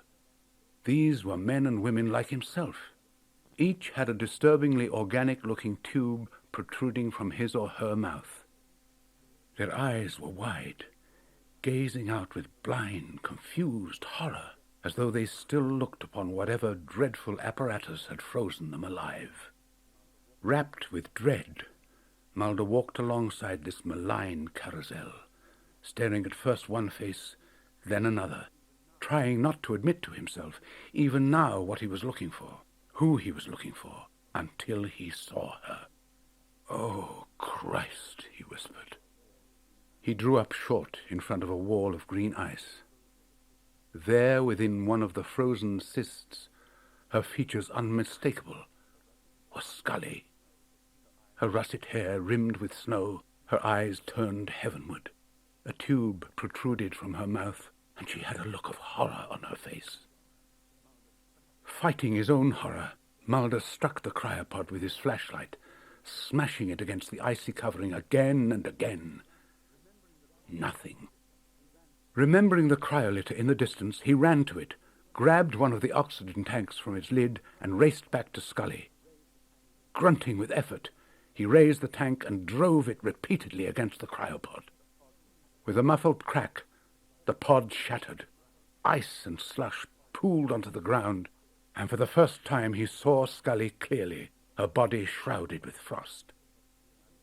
With shaking fingers, he unzipped his jacket and felt for the envelope in the inner pocket. He pulled out the syringe and ampoule, wrestling with the rubber cap and squinting to see the needle in the darkness. Then he jabbed it into her shoulder. Almost instantly, viscous amber fluid oozed from the tube in her mouth, thick as melted tar. Then the tube began to shrivel, the desiccation moving from where it entered her mouth all the way to the cryopod that had enclosed her. At the same moment, the tunnel shuddered. Mulder lurched and nearly crashed into the wall. He steadied himself, then yanked the tube from Scully's mouth. Her eyes blinked. Her lips moved as she tried to suck in air. Rapture gave way to fear as her eyes rolled, trying to focus, and still the air would not reach her lungs. "Breathe," Mulder cried. "Can you breathe?" Before him she strained, her expression desperate, like a swimmer struggling to come up for air. Then amber liquid suddenly poured from her mouth. She began to cough and gag, taking huge gulps of air as her eyes finally focused on Mulder, as though he were a phantom or a miracle. Her mouth worked as she tried to speak, whispered words that Mulder couldn't discern. "What?" He leaned into her tenderly, putting his ear against her cold mouth. The softest sound imaginable came out. "Cold." "Hang on," said Mulder grimly. "I'm going to get you out of here." Gently he pulled her from the cryopod and laid her on the floor, then began peeling away the outer layers of his own clothing, his socks, his hooded parka, his protective outer pants, and put them onto her. Inside the ice station, the room began to shake. The cigarette-smoking man hurried past row upon row of computers where men sat, their eyes fixed on the blinking screens. In front of one monitor, a man looked up worriedly as the cigarette-smoking man hastened to his side. The man pointed at the screen, where a complex system of graphs had suddenly changed, numbers and levels skyrocketing. "We've got a contaminant in the system," he said. The cigarette-smoking man stared expressionlessly at the screen. "It's Mulder. He's got the vaccine." Without another word, he turned and hurried for the door. Around him, men were running as they began evacuating the ice station. The cigarette-smoking man ignored them and headed for his tractor. There he was met by a gaunt man whose close-cropped hair was almost hidden beneath his parka hood, the man who had shot Mulder. He flung open the door of the tractor and clambered inside. "What's happened?" he yelled. The cigarette-smoking man swung into the cab alongside him. "It's all going to hell." The snow tractor began to pull away. Behind them, steam vents erupted on the surface. Beneath the ice station, hot air blasting from the ducts was causing the ice shelf to melt and collapse. "What about Mulder?" the other man shouted. The cigarette-smoking man glanced behind them and shook his head. "He'll never make it." The tractor began to pull away. Behind them, mist rose like smoke from the domed structures.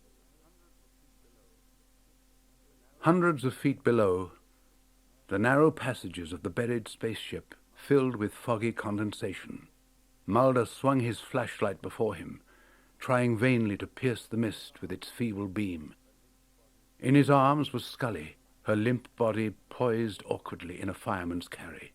She wore Mulder's snow parka and nylon outer pants, and her face grazed his shoulder as she tried to lift her head to speak.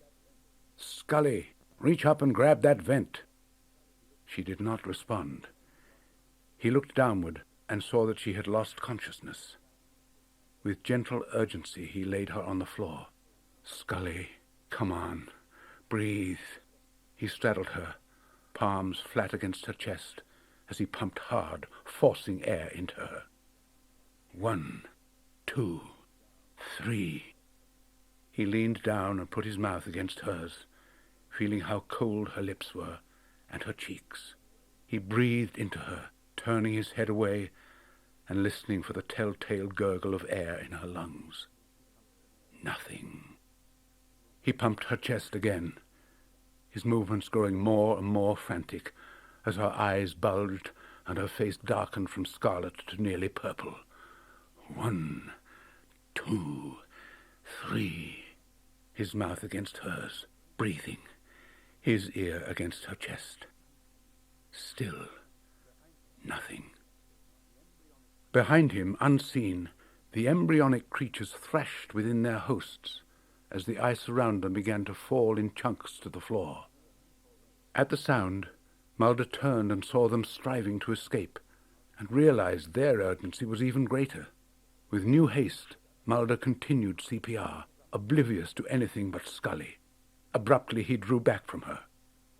Then beneath him, she suddenly moved, a shudder as she sucked in air, and then began to cough. The awful bruised color drained from her face, as did that dreadful panic. She gazed at Mulder, eyes focusing on his, and her lips parted. "Mulder," she said in a pained whisper. He lowered his face until it brushed hers, listening raptly. "Had you big time?" The faintest grin flitted across his face. Before he could reply, a loud chunk echoed from behind him. Mulder whipped his head around. Holy shit! Through the haze of fog, he could just barely make out dark forms moving in the corridor.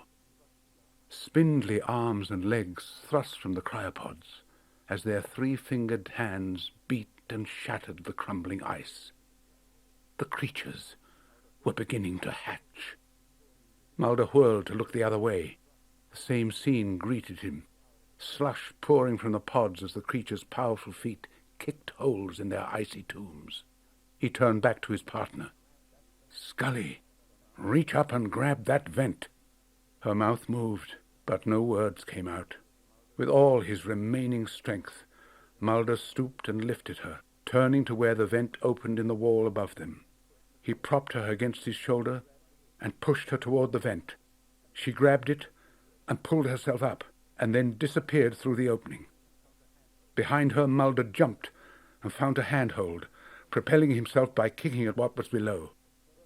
With a hoarse cry, a creature burst free from its cryopod.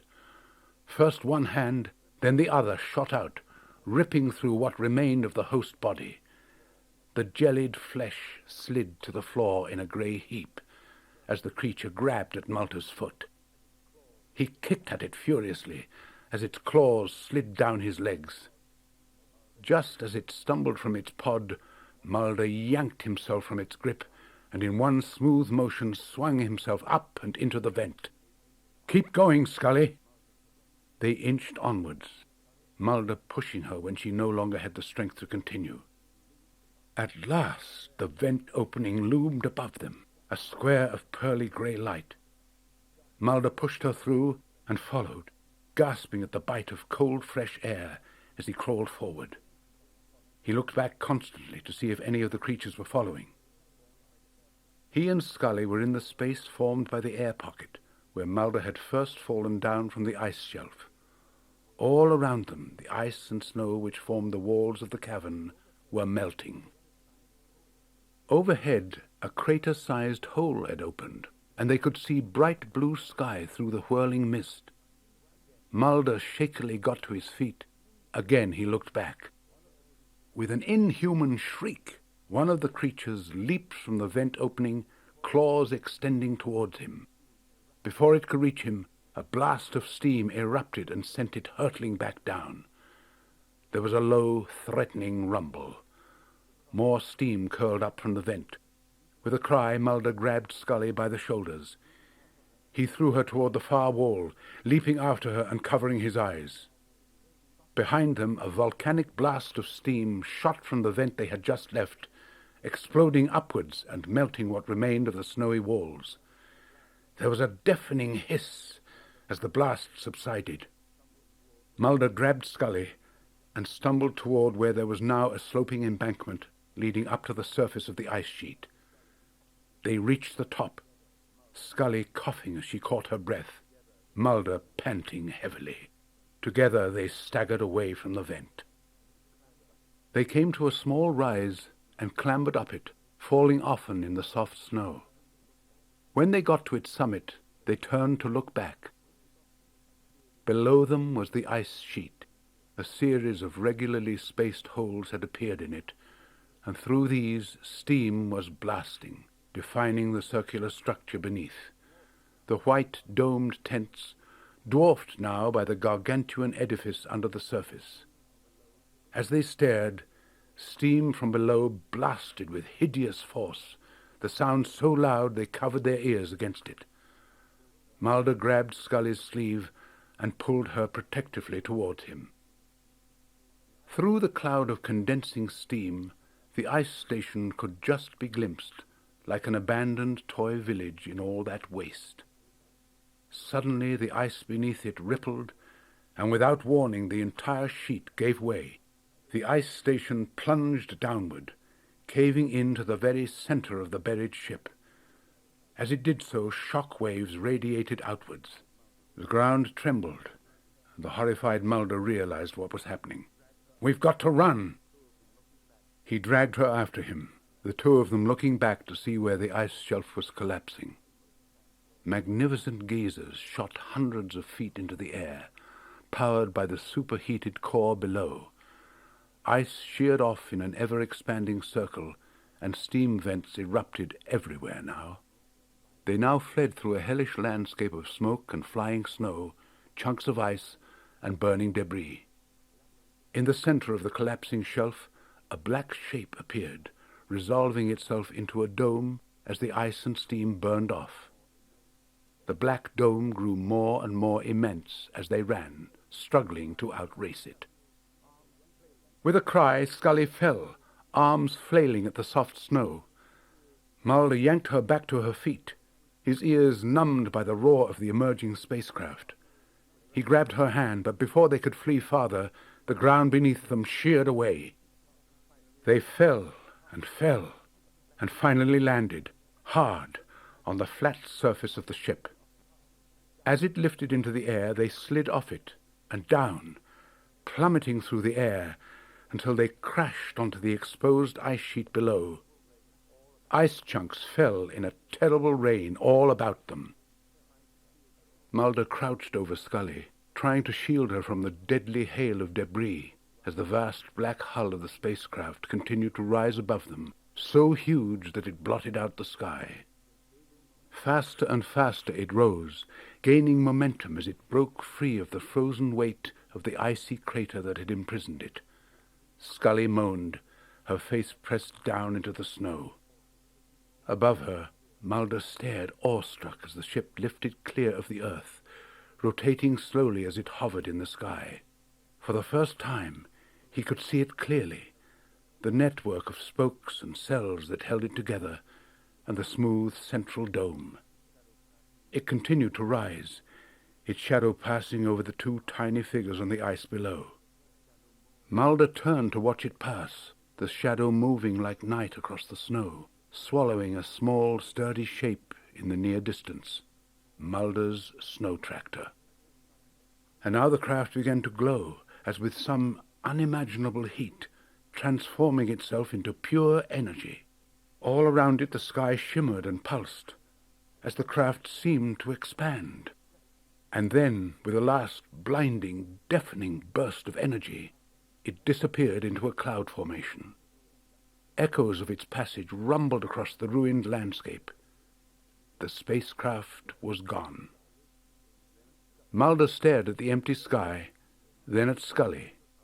As though awakening from a fever dream, her eyes opened and she gazed back at him. Then, slowly as a child falling asleep, he lay his head down upon the snow. His body heaved with exhaustion, his eyes closed. Moments later he began to shiver, unconscious. Next to him Scully lay, still as death. A freezing wind howled across the waste, sending eddies of snow whirling down into the vast crater left by the ship's passing. Then Scully began to cough. She fought to lift her head, blinking. She looked at Mulder. His face was white, his body limp. With all the strength she had, she pulled him close to her, cradling him against her body and warming him. She gazed back over her shoulder at the immense crater left by the ship, dwarfing the wasteland around them, two tiny figures invisible against the immensity and desolation of the endless ice. FBI Office of Professional Review, Washington, D.C. Dana Scully tilted her head. Her face bore signs of minor frostbite, but otherwise was healed. Her expression was even and composed, but as Jana Cassidy spoke, her blue eyes darkened with restrained defiance. While there is direct evidence now that a federal agent may have been involved in the bombing, the other events you've laid down here seem too incredible on their own and, quite frankly, implausible in their connection. Cassidy flipped through a file on the table before her. The faces of the other board members mirrored her own, curious and slightly annoyed.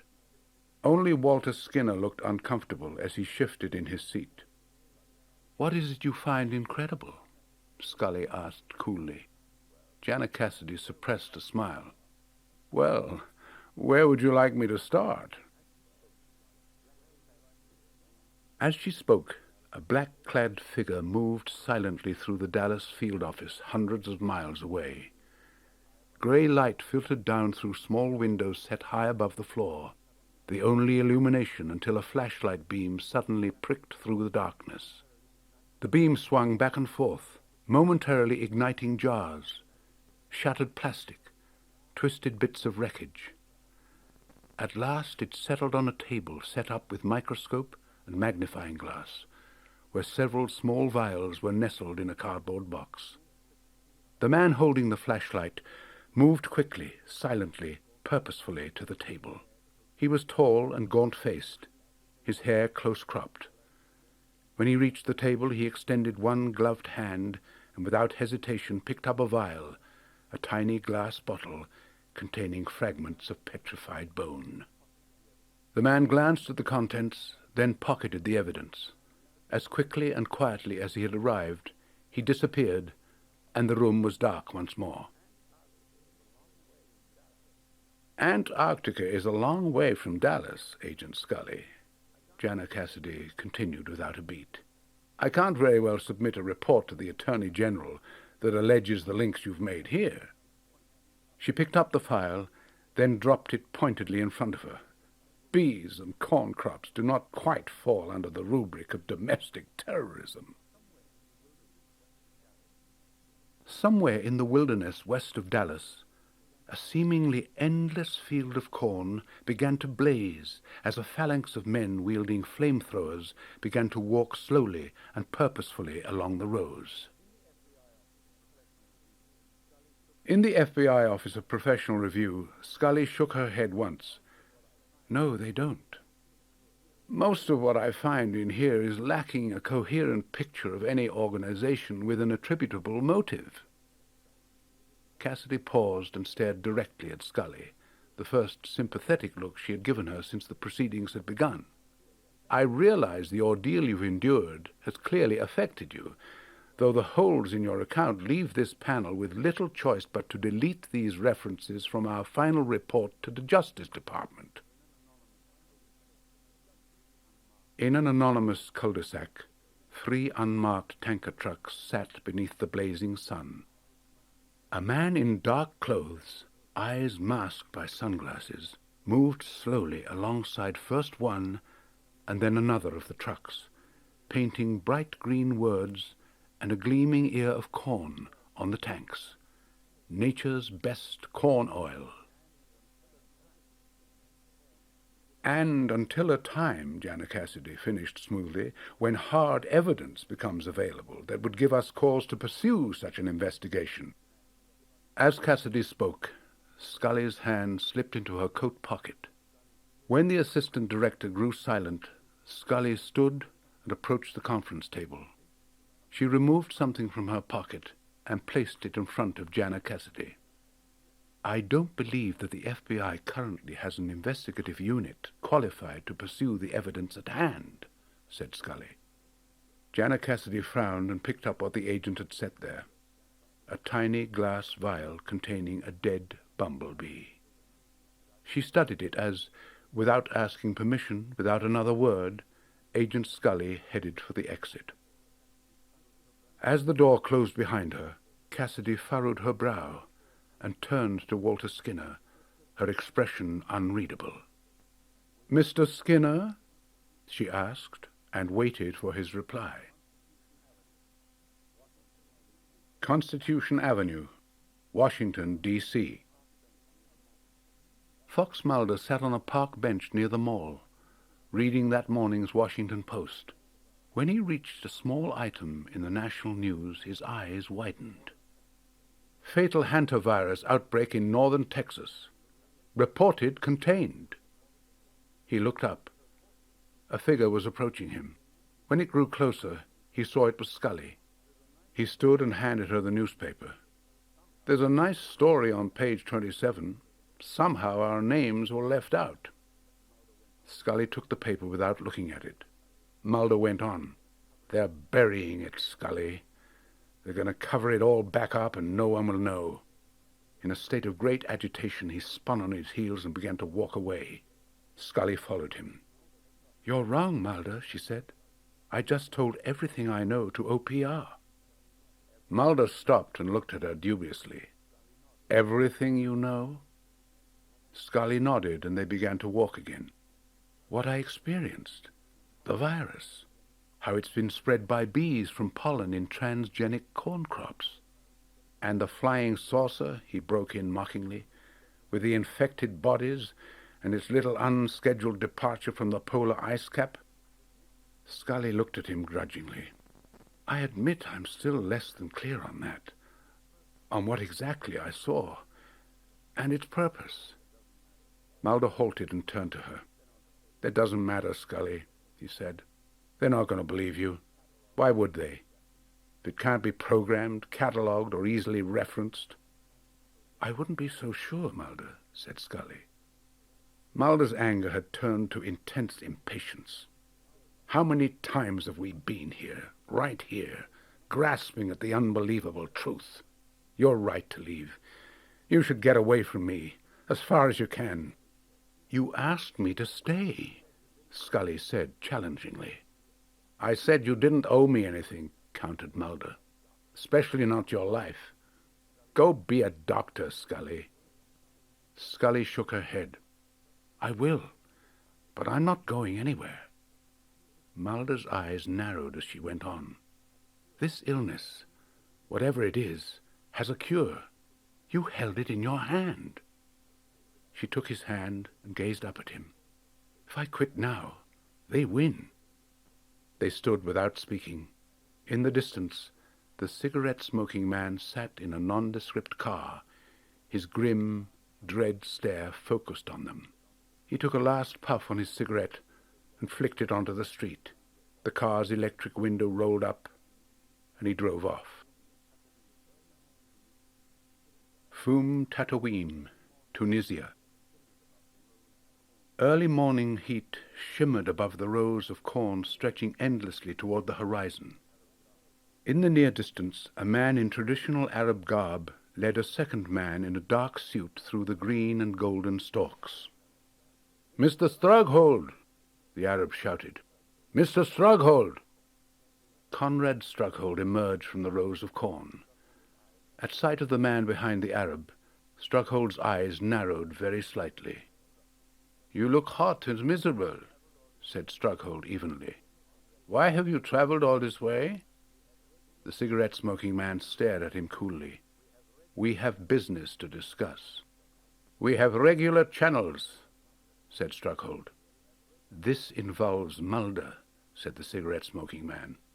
Strughold winced almost imperceptibly. "Ah, that name. Again and again." "He's seen more than he should," said the cigarette-smoking man.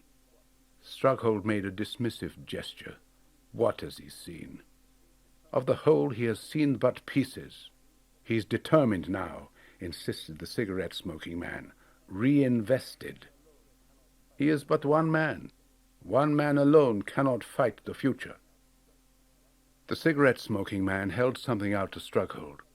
"Yesterday I received this." Strughold took it from his hand. A telegram. He read it, then stared at the horizon without actually seeing what was there. Then he dropped the telegram. In silence, he turned and headed back toward the cornfield. On the ground, the telegram rustled slightly in the wind. The words showed stark black against yellow paper. "X-Files reopened. Stop. Please advise. Stop." The wind rose, lifted the telegram and sent it spinning into the air. The telegram fluttered and swooped, rising higher and higher until finally it disappeared into the sky. As far as the eye could see, rows and rows of cornfields stretched. Acres of cornfields. Miles. Extending across the Tunisian desert until they reached the horizon, where two immense white domes reared up against the horizon.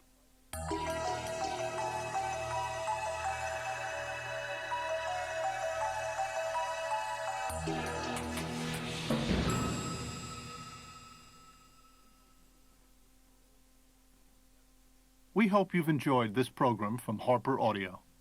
To order additional cassettes or to receive a complete catalog of Harper Audio and Cadman titles, please call us at 1-800-331-3761. That's 1-800-331-3761. Thank you.